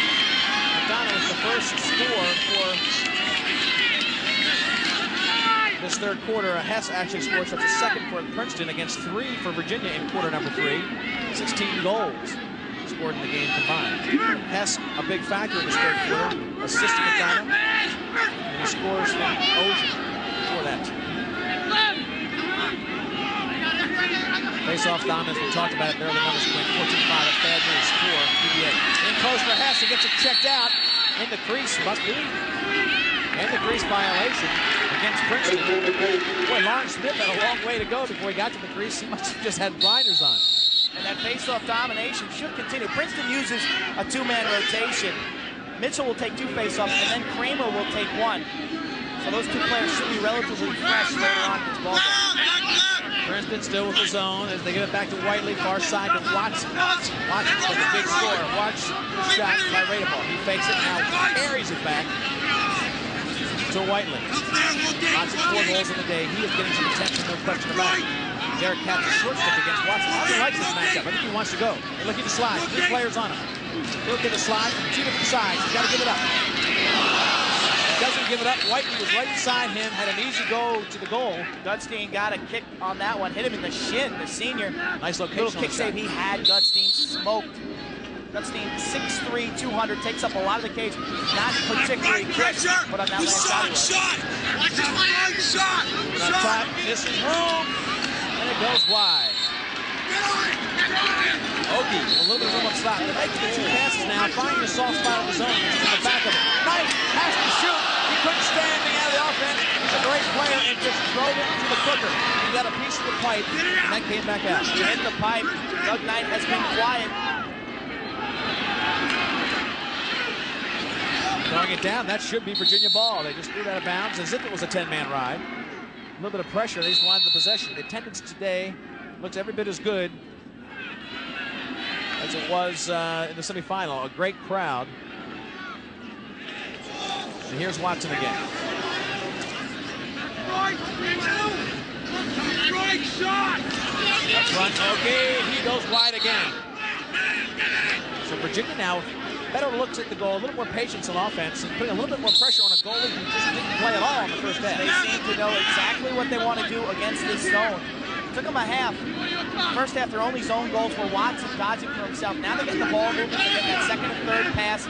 They're getting some nice shots at Gutstein. Curry inside. Here comes the rate of ball back to Curry. Up top is Okie. Watson's begging for it on the backside. They back out and gives the zone a chance to expand. You've got to push in the one side and collapse the zone a little bit before you get the opening on the backside. Here comes inside. Oh, the stick check takes it high.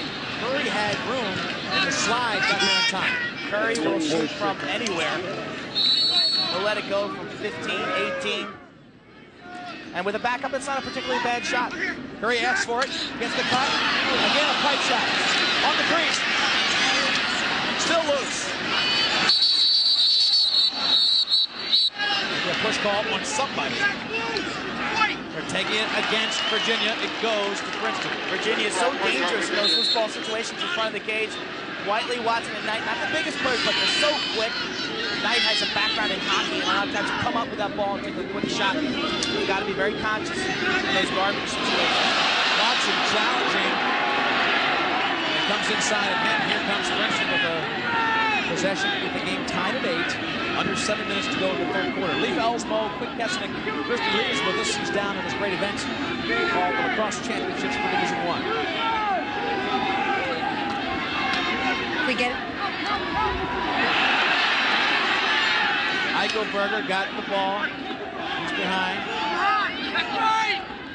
Big possession for Princeton.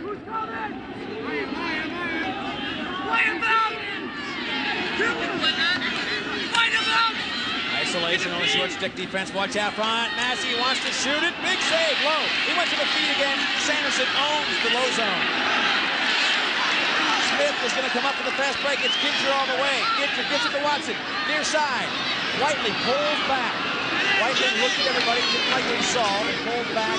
Did not lose possession. Whiteley always making the right decision. That time Gintger looked to push it. Curry! Rope!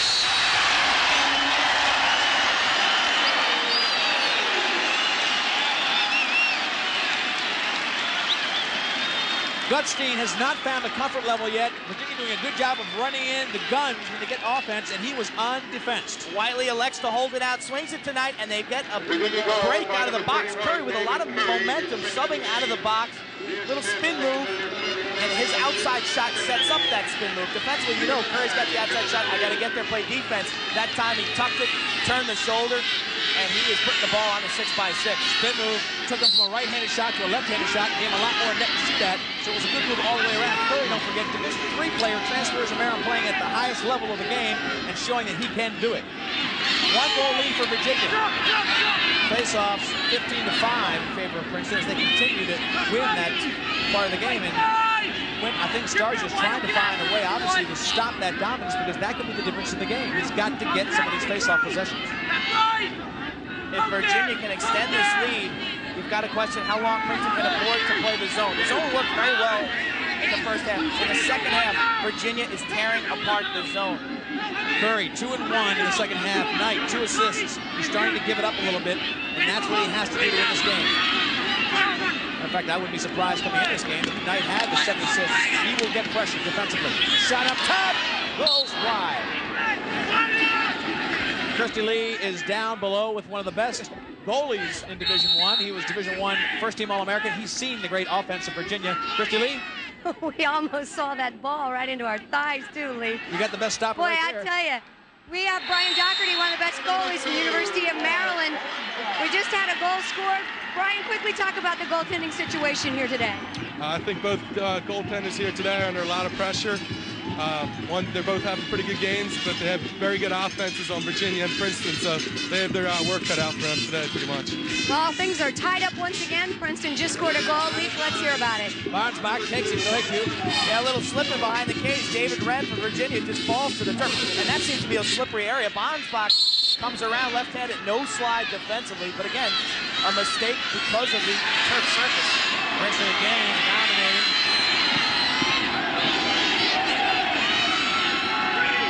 As they take it behind and get the offense set up.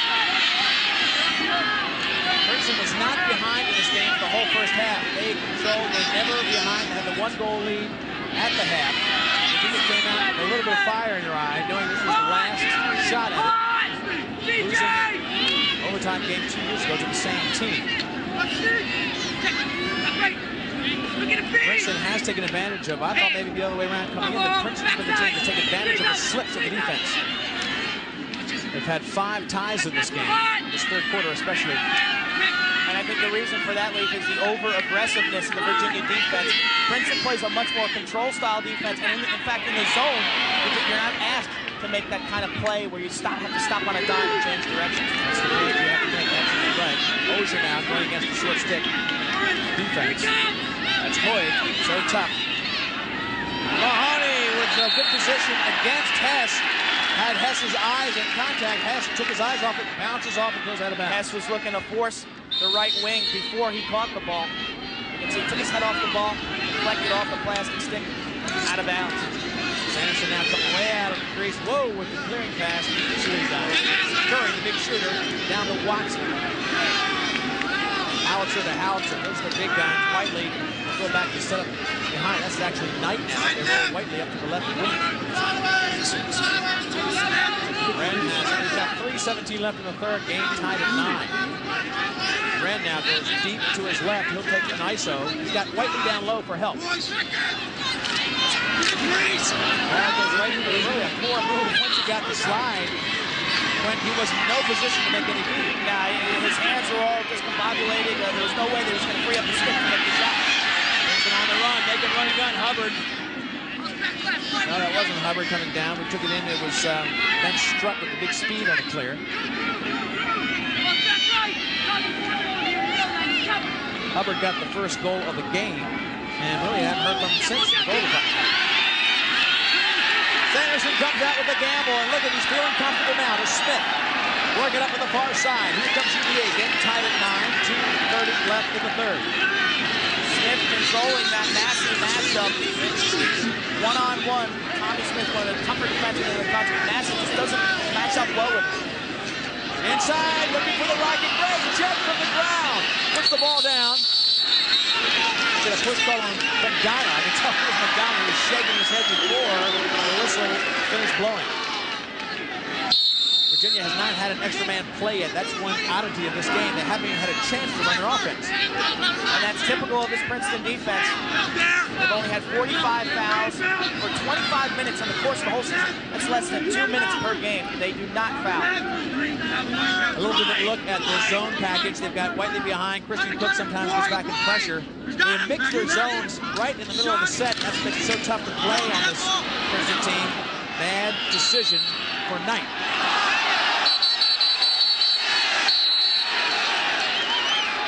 Cats push call. Princeton.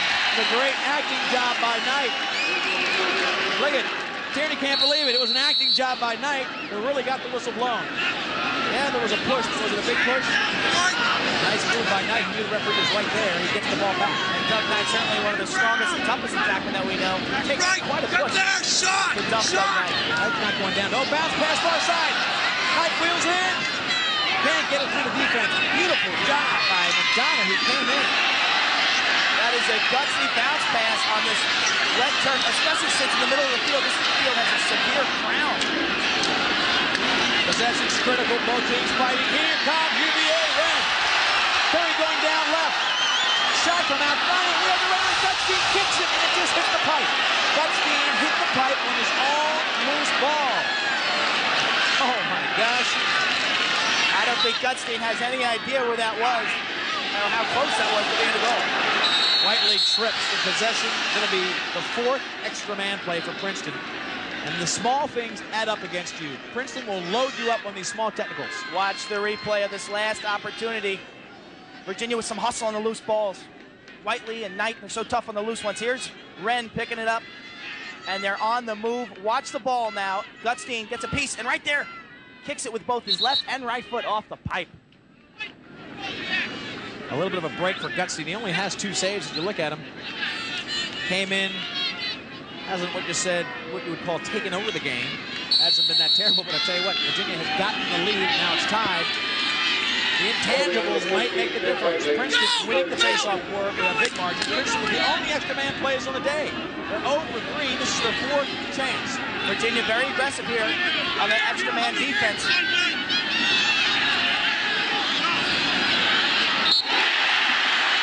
And they made the 5 passes. You had to make 5 passes to get somebody open. Virginia's showing you a different look on the man down. It was Hubbard with the cannon to the top shelf. This was a cannon of the first magnitude. This ball was moving.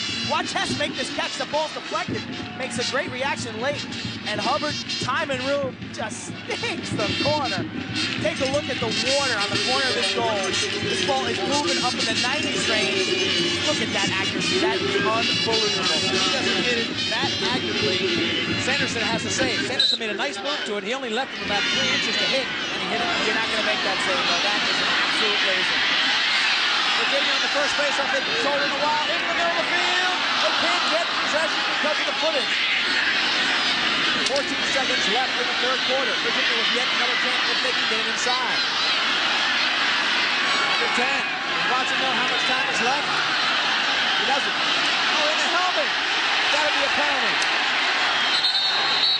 And the clock winds down. They'll start the 4th quarter with Virginia's first extra man of the day. Princeton with a 1-goal lead. All their goals in the 3rd quarter have been high, hard shots. Sanderson owns the lower floors, but this was an opportunity for them to get it moving. The big shot, Hubbard, cannon, laser to the corner, water splashing off the rope. We're coming back to the final 15 minutes. Princeton with a 1-goal lead. UVA with their first extra man play of the day.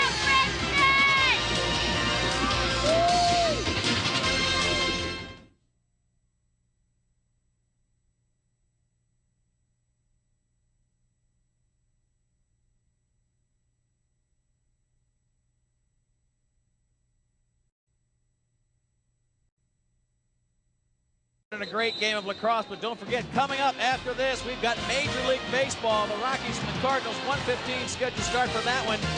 It's going to be a great matchup of Major League Baseball. Watch out for Bichette and Langford coming up. Let's take a look now at some lacrosse. We'll take a look at the last 3 goals. Curry for Virginia with a laser. Nice move. Spinning, beating Gutstein. And then Princeton, Bonsbach from Kent, Denver, Colorado, tying up at 9, and then this is the shot of the game right here. Hubbard, elevator shot, lifting Sanderson, top floor, penthouse. And all their goals have been that way. In the second half, I think Tierney has made an impression on his team to shoot high if you want to score. Sanderson has eaten them up on the lower ones. Look at the stats. Princeton outshooting Virginia. Ground balls, again, Princeton dominating the faceoffs, and saves Virginia with a 2 advantage. Gutstein putting it all back on the Sanderson. He got the ball back, but no possession. So Virginia will have another chance. They failed the first chance. Really not even a great opportunity to score. 4th quarter now, 1-goal game. Virginia's first extra man of the day. They look a little confused about where they want to be. There's Knight with a shot and an easy save for Pancho. Just gobbled that one up. Knight looks a little bit anxious to get his shots off. The 2 Clevelands have been just dead giveaways back to UVA. They're taking time off the clock. Watch Smith up to Wren. They'll have to hurry now. Wren clears it after doing the splits. The split surface. Not particularly good shot so far in the second half when they're It's all even, so they've lost their chance for the advantage of 6 on 5. They still have possession. And Princeton, that's what they do. They kill you on the little things. They're winning the face-off war. They don't let you have extra demands. Just don't foul. Watson in close. Big check on the slide. The ball's down. Watson's going to be in the crease right here. Nice defense. I think at this stage of the game, when Watson goes to the hoop, you know he's going to get a lot of traffic from the Princeton defense. Watch Strutt come over. You had Neff and Strutt, the entire defense really triple teaming Watson. Good time for Watson to go to the cage, pull it out, and beat a teammate. If Watson wants to win this game, get 3 assists the rest of the game. They're looking at Watson going to the cage.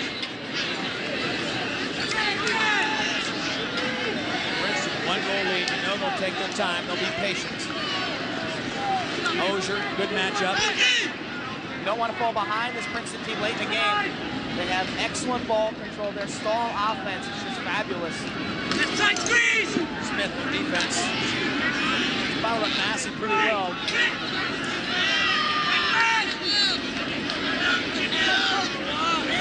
Hess. Mahoney, the good stick check. Mahoney's got him there, but they control it back to Hess. Hess will look for Ozier. Ozier's got this matchup. He kind of feels comfortable with. He wants to go against Drew Melchione. Squeeze! Hold him out! Hold! Hold him out. That's the call. Inside shot in a roll for Princeton. Melchione could not handle Ozier. And nobody got there in time to help. Ozier's got that imposing size. 2 goals. Had a couple of assists as well. Ozier leaning in. 6'2", 200 pounds against Melchione. He's got about a 20-pound advantage. Look at him take the pounding with the accurate shot. Not the fastest shot, but Virginia's got to help out here. This is a mismatch. Nice recognition by Princeton. And also good job of the Princeton offense to spread the field and give their man Ozier that entire field, that left side of the field to operate. He had the time, he had the space, and that's why Virginia was slow to go. That's the kind of thing that Princeton doesn't give you. The slide back is so well orchestrated. They just shut down an easy shot. Again, they control the faceoffs, and that right now becomes the absolutely depressing part for Stars. 14-6, they lead in that category. When it's the 4th quarter, you're down by 2. You've got to win some faceoffs. That is 8 extra possessions already, and that's going to add up to a few goals. That's going to be the difference if they can continue that domination. Zeller with a nice stick check. Hubbard asking for a penalty, not going to get it. Now another big customer taking the ball, and Lawrence Smith, the freshman, 6'3", and he's got a short stick. Brad Hoyt, but again, maybe the best athlete playing defense out there. Zeller's done a good job defensively against Hubbard. Hubbard has got 2 goals, 1 on extra man, and 1 early on a feed in transition. Smith looking for help against Hoyt. Hoyt very comfortable keeping his feet in front of Smith. Smith getting more room. Princeton doing the same kind of one-on-one on the far side, looking to get an advantage of the weapons in return. McDonough, a little bit of space. Melchione again trying to hold him. McDonough, he's got it. 3-goal lead for Princeton. And 3 goals from McDonough. Loves the right-handed dodge. He's got good speed. It takes him a while to get up to 3rd gear. Here he is. Watch the acceleration. Big kid. Accurate shot earlier. We saw him take that shot and put it high. That time he mixed it up and put it low. A senior. Step it up in the big game. Look at the accuracy right there. Very scoutable. We've seen McDonough do that move time and time again. It's real important to force him down the wing towards the corner of the field, because when he gets going straight towards the gauge, you're in trouble. Grant, you got to come up with a face-off for Virginia if they want to stay in this game. They have not been successful. Finally, they pick one up. They get it back to Darren Mahoney. And you notice the last 2 possessions, both unassisted goal scoring. They're just isolating from the wing, trying to cause some confusion on the defensive slide. If they get a good shot, they take it. If not, they reset it. And they're occupying off the ball, and they're spreading the field, really giving themselves a lot of space to work. 3-goal lead on the strength of 4 straight goals for Princeton. Grant can't handle. He's going to lose a possession here. First call goes to Princeton. James Mitchell, we talked about him off the faceoffs. That time he got the inside position. Felt the pressure on his back, and he fell to the turf. Eichelberger inbound into Pacho. They haven't scored a goal in 10 minutes. UVA has not Curry, the last one to score. Then it was 4 straight. Mosbach, Hubbard, Ozier, and McDonough. much time clearing the ball into their own offensive zone, or offside was the call. Rare mental error. But the pressure gets to be very matter-of-fact right now. Virginia has some possession. They've got to get some pressure on Pancho Gutstein. 3 goals down. You can't waste too many of these offensive sets. Princeton will sit back in their zone defense. They'll give him the outside shot. And let's see if Pancho can come up with a big save. Rocket, and Pancho makes just what you called for. He looks it square in the face and pulls it down. Not wasting, not taking any time to set it up. You might want to move the goalie a little bit. He had some time to really spot that shot. It was a rocket, but savable, and he makes it.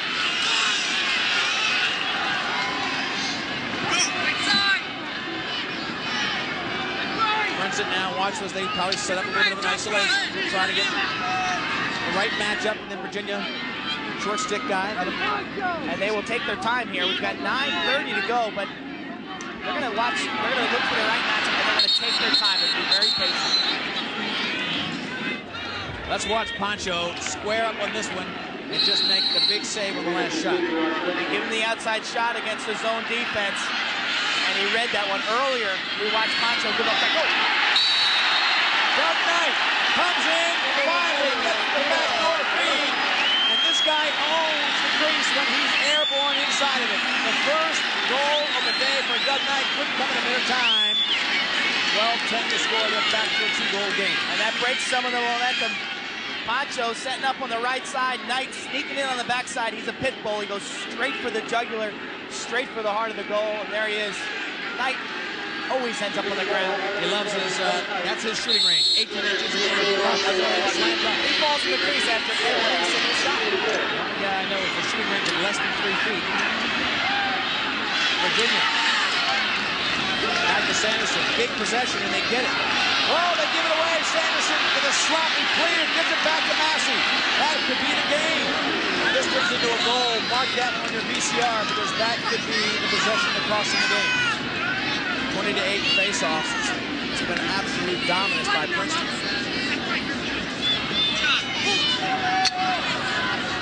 Hess and Mahoney. Mahoney has held his own. Shot coming, just wide. Backed up beautifully by McBean.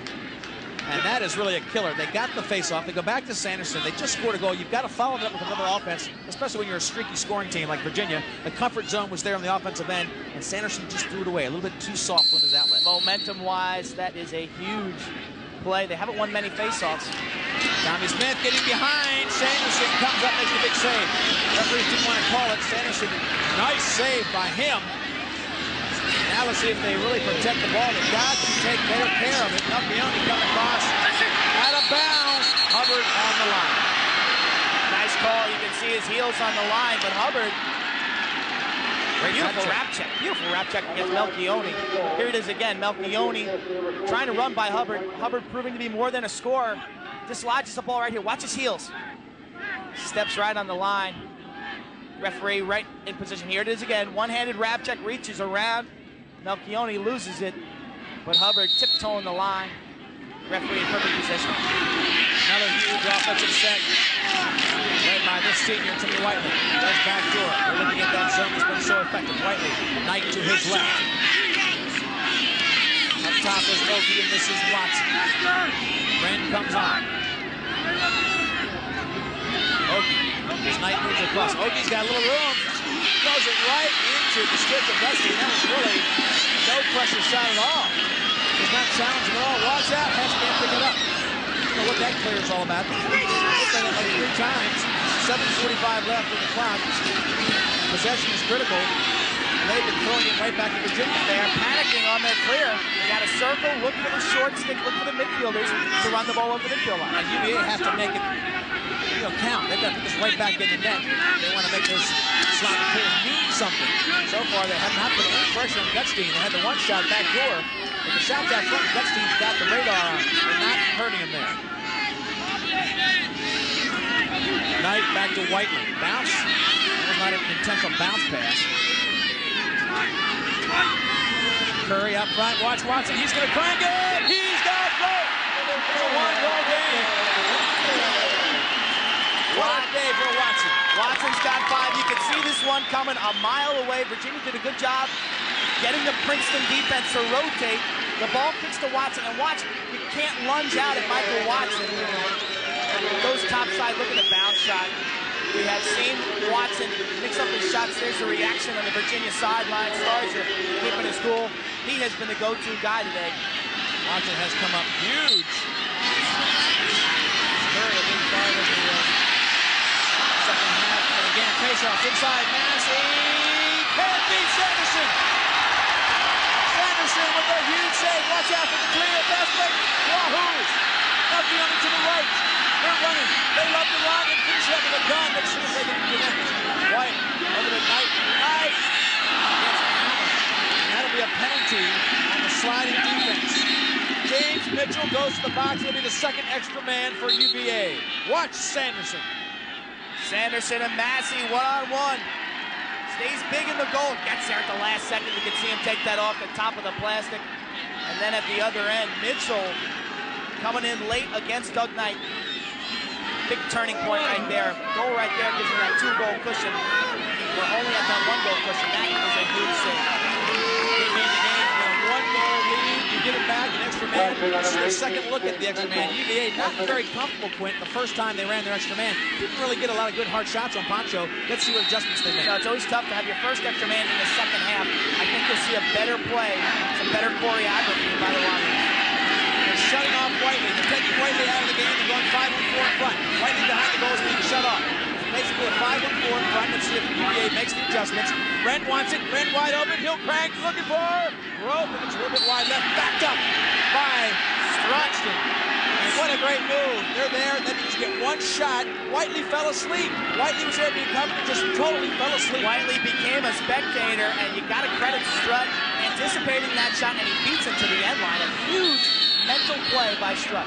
There's the lob clear. They've been doing it all day. They just throw it out of bounds, so it'll take time off. And then go out. Staying in. Launched back by Sanderson. Great move by him. Now UVA will take some time to get it up. They go to the far side to Thomas Smith. That was a sweet pass by Sanderson. Sanderson recognized it was going down. He had to hustle. There's a one-shot scoop. Whiteley now has to make up for that mistake.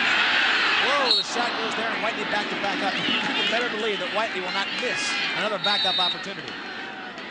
Up front, inside, oh. Timeout call by UVA. That was a tough one because it looked like they had a little bit of room there for 2 shots. They took it out of their hands by the coaches calling a timeout. Under 6 minutes to go. It's a 1-goal lead for Princeton. We'll be back to College Park in just a moment.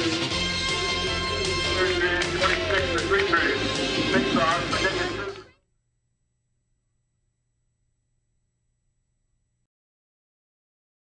For UVA, college lacrosse. We're at Bird, Lee Felsmo, along with Quinn Kessling. Christy Lee's with us down in this great crowd. We've got 18 seconds left on this extra man play for Virginia and about 5:48 left in the game. Good timeout by Starja and Virginia. Both teams with 1 timeout. Let's see if Virginia can get a shot. Princeton has mixed it up defensively. It looks like they're playing it straight up right now. 2 men on the crease for UVA. Now Mike comes off. Whiteley behind. Wren. Big shot up front. Curry takes it, but now the extra man is over. Team's at even strength. Curry had a good shot there. He went to the bounce, and it was a little high off the turf. Turf's hard to read, Quinn, with all the moisture it's taken. It's hard to know where the dry spots are or aren't. Curry trying to mix it up. Whiteley behind. Down to 5 minutes in the game. Princeton beat White with the 1-goal lead. They beat Virginia 2 years ago, 9-8 in overtime. Curry dives. He's got it! This one's tied at 12. Curry was a no-show in the first half, has added with a hat trick in the second half. They have had success against the zone defense, dodging from that right-hander's position. Watson earlier, and now Curry. Take a look. He's looking to feed here, tucks his stick underneath, and then launches himself in front of the goal. Here's the reaction on the Virginia sideline. Ties it up. Starja with the timeout for the extra man. Really got control of his team, and they're focused. And Virginia had the face-off there. They overrun the play. Check down, and they get the ball. Beautiful job by Wren. Hinter ran right by the face-off, and what a key possession. Game tied again at 12. UVA was down by 1 at the half. They came back to take a lead. But then Princeton got themselves ahead by 3. And since then, at that 12-9 point, Virginia has answered with 3 of their own. The failure to clear late in this game has really hurt Princeton. They're up 12-9, and they have botched 4 straight clears. Here comes UVA. Whiteley taking a run right there. He wants to win so bad. The last 3 goals scored by the big kingpins in Virginia. Knight, Watson, Curry. Poncho holding his ground. He's tough on the pipes because of his size. Fills it up, no question about it. Whiteley will keep you honest, though. UVA. Oh, Rand misses it. Wide open. Sliding, chipping. Smith can't get it. Finally tries to dump it back and just throws it away. Check puts it back down on the grass. This could be dangerous. Here's ball possession. Man in front. Wheeling inside and the push down. No call. Referees can't follow the action. This is unbelievable. Princeton comes out. That could have been huge. They throw it out of bounds.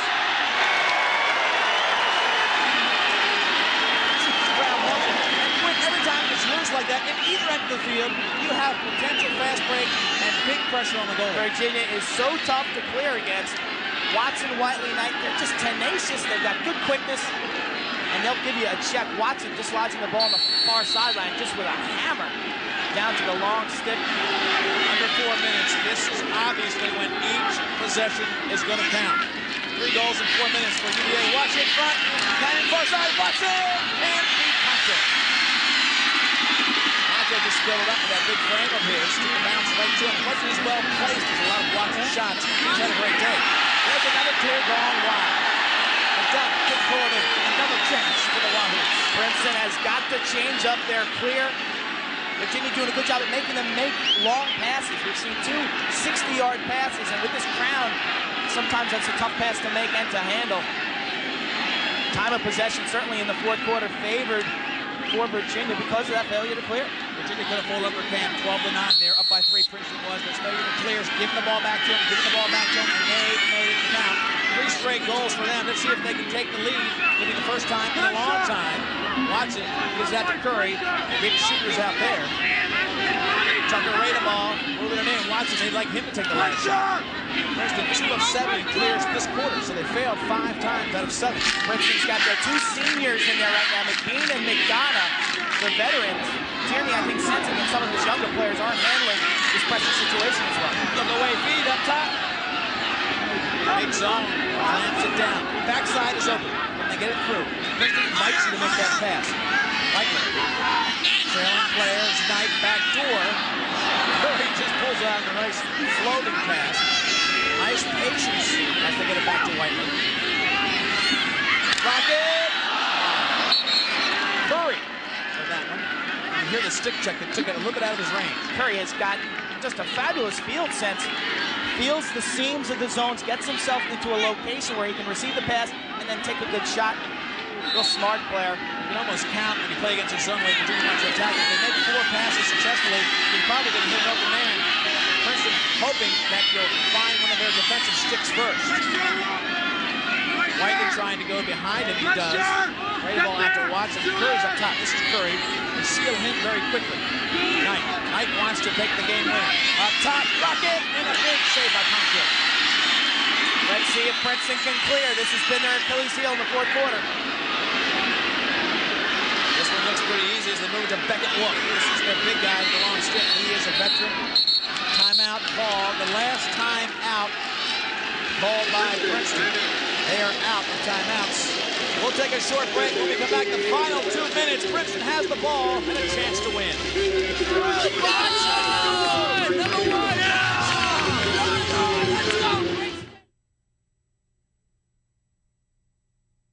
A 12-12 game. We've got 2 minutes left. Princeton with the ball. Tierney talked to us earlier about what his winning play would be.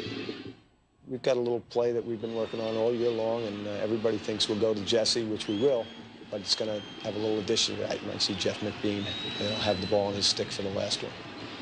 See. We will see. There's Tierney right now. He called the timeout. His last timeout, he has to win it right here. He wants to win it right here. He's got possession, but Quint, it's not that easy. First things first, 2:04 left. They've got a hold. If they're looking to take one more shot at it, they've got a hold here for over a minute and a half before they decided to go to the cage. So let's see if they go into their stall offense right away and hold for the last shot, or they pick a matchup and attack. Melchione has had a little trouble staying on his feet. He's the short stick defender to Melchione on Eichelberger. Now they get up front. They're taking a little bit of air out of the ball. This is Hess. He's staying in the box. They're going to hold it for a little while. Boyd, great defense here. And the ball down. Can Hoyt get it? He's got to get up and rag. Good ride, but look at the pressure that Ozier took to get the ball back. Great job by freshman Eichelberger. Taking their time, setting it up. Eichelberger now back to the ball. He's going against short stick defender Melchione. Melchione has had trouble keeping his feet on some of these. The grass is wet. Princeton's out of timeouts. Virginia has one left. This will be their last chance to win it in regulation. Up to McBean. This is where it might start. Got a minute left. Big check. Man caught. Goes back to McBean. Watch out. He's got room. He doesn't want to do it yet. Well schooled.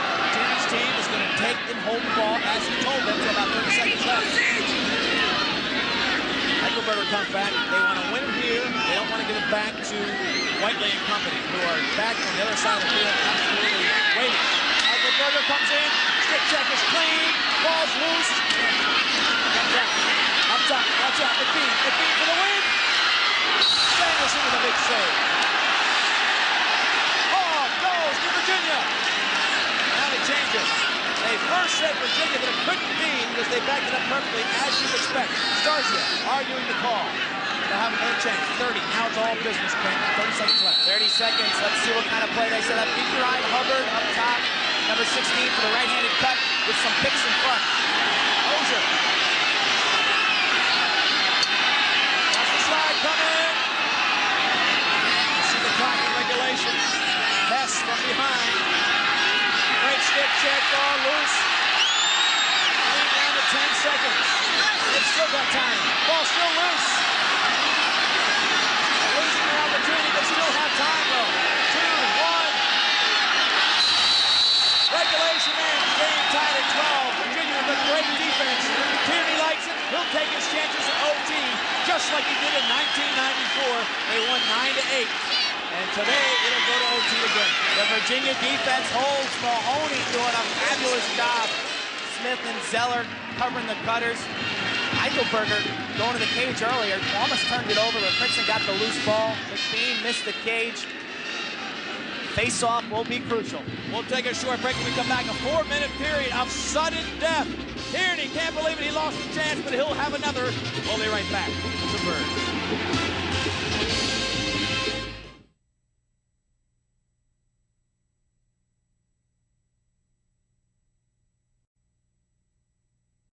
Back at Byrd Stadium, it looks like the rain has stopped. It's a little bit of water on the field, but the overtime's getting ready to start. Let's flash back to 1994. It was an 8-8 game as it went into overtime. The play was set up for a crease shot. It missed. It went to Kevin Lowe. He gets the follow-up, backed up perfectly as they do at Princeton, and that was the winning shot in 1994. Princeton beats UVA 9-8 in OT.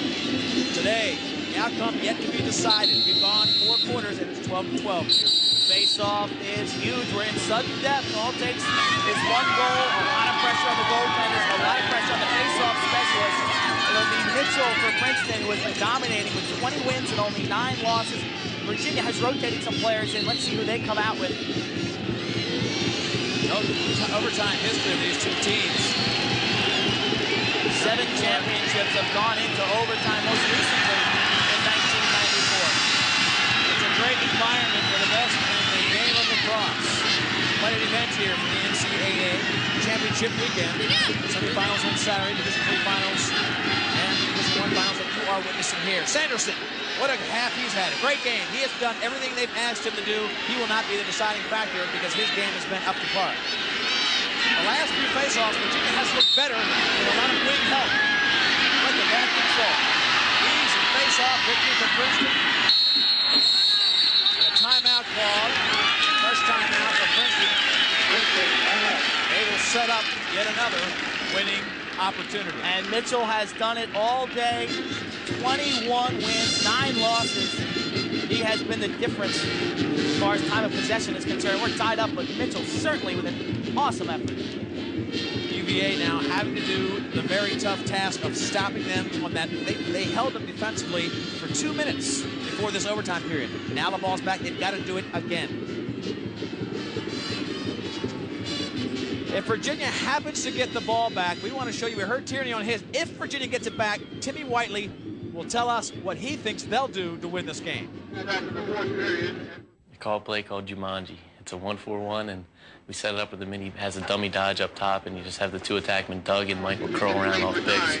Usually find them. I guess we beat Brown in overtime with that play, and Michael scored the game winner, and we could go the other way with Doug.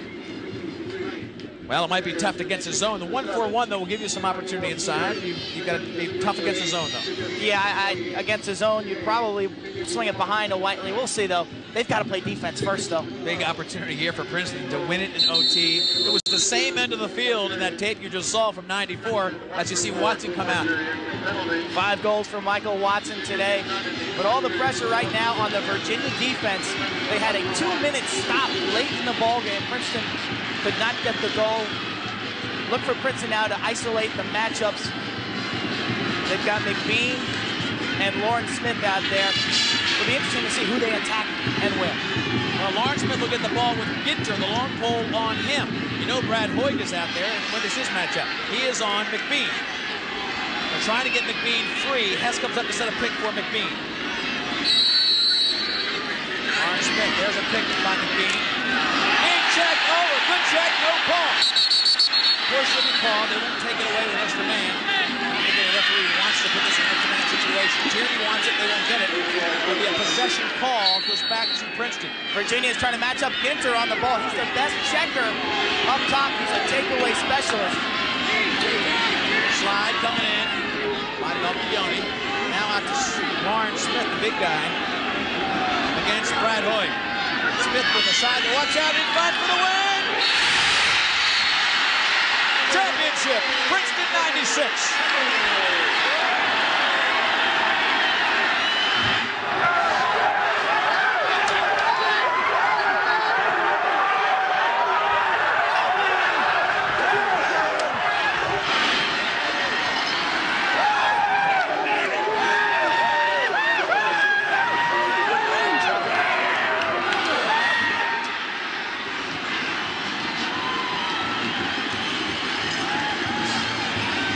Brad Hoig cannot believe it.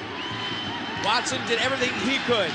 Princeton just did all the little things that accumulate over the period of the game, like faceoffs, and the joke gets told. Faceoffs just enabled them to get this last possession in sudden death. Lauren Smith finding Hubbard inside with a 13-12 victory. The 3rd national championship in the 90s for Princeton. And they have never lost if they've gotten to this game. They are 3-0 in championship games with Tierney. You saw Smith there for a moment. 2 great squads giving it all they could. Great day for Princeton Lacrosse. Poncho Gutstein coming off the bench in the second half. And Sanderson certainly held his own down the stretch. The amazing thing is, Quentin, we'll see these same cast of characters almost, except for Whiteley predominantly, on the field next year. Oh, Princeton's scary. That attack, 3 sophomores. Let's take a look at the winning shot. Lauren Smith dodging left hand. You'll see Hubbard.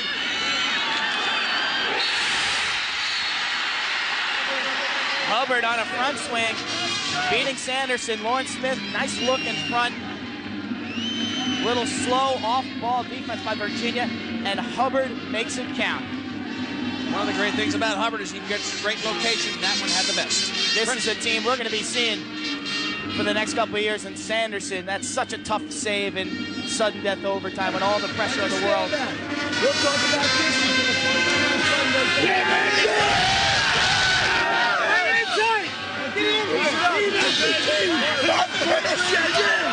Come on! 1, 2, 3, 1, 2, 3, 1, 2, 3.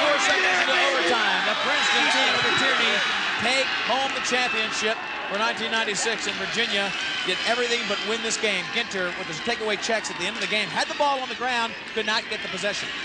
And Virginia battled back. It was Princeton up 12-9. Virginia came storming back to tie it up 12-12. Give him a lot of credit. Coach Bill Tierney, his third national championship. We'll be back with final comments on our ESPN coverage of the championship in Division I lacrosse. Stay with us. It's a win for Princeton.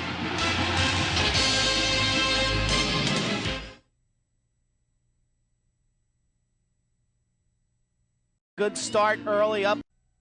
Marcioni, I think it's the guy. Yeah! Who wants to shake hands first? Bird Stadium, the successful and victorious Princeton Tigers. What a day for them. They play perfectly, Quentin, and that's the secret to this team. They just don't make many mistakes. They got out to a good start early, up 3-0. At halftime, it was 6-5. And then in the third quarter, offensive explosion for Princeton. They scored 4 goals in a row in the third quarter, beginning of fourth quarter to go up 12-9. But Virginia battled back. Princeton had problems clearing the ball late, and we went into overtime. And then, of course, Princeton had 2 chances to win it. One at the end of regulation, as we look at Dom Starsia. And at the beginning of OT, they set up a play. Virginia did a great job of defending it. Got it on the grass, couldn't get the possession. No, they couldn't. And James Mitchell for Princeton just doing a great job. Controlling the faceoffs all day, really, which led to this possession in sudden death overtime. They won the faceoff, called timeout, and set up a play. Let's take another look at the winning goal. It starts with the big freshman, 6'3", Lawrence Smith. Lawrence Smith, only a freshman, dodging against Hoig. Hoig does a great job forcing him down the wing, but Hubbard swings around front. Slow defense right there. You can't give Hubbard that shot. Here it is again. Hoig, nice job in front. Hubbard with the righty cannon. We've seen him light it up. Game-winning goal. Hubbard opened the scoring up in the first quarter and ends it in overtime. And Princeton wins their 3rd national championship. It's an every other year thing, it seems, for this Princeton team. 1992, 1994, and 1996. This is the first #1 ranked team, #1 seeded team to win this one since, I think, about 4 years now. For 4 straight years, it was the #3 seed, which Virginia was, and took home the championship. They gave this crowd everything you could expect. A beautiful job of top-level lacrosse. Hubbard getting the winning goal, as you might expect. If you came in and wrote the script, you'd say, well, Hubbard's going to be the go-to guy. And they found a way to get him the ball. Dom Starsia frustrated yet again, but he is one of the best with a fantastic program at UVA. This program, they are fun to watch. I love the way they've been playing lacrosse this season. Run and gun style, beautiful goals. Knight and Watson are recreating that attack position. So that'll do it from Bird Stadium. For Quinn Kesnick, Christy Lee, I'm Lee Felsmo. It was a tremendous day of lacrosse in the NCAA championships. The Princeton Tigers win it in OT, 13-12.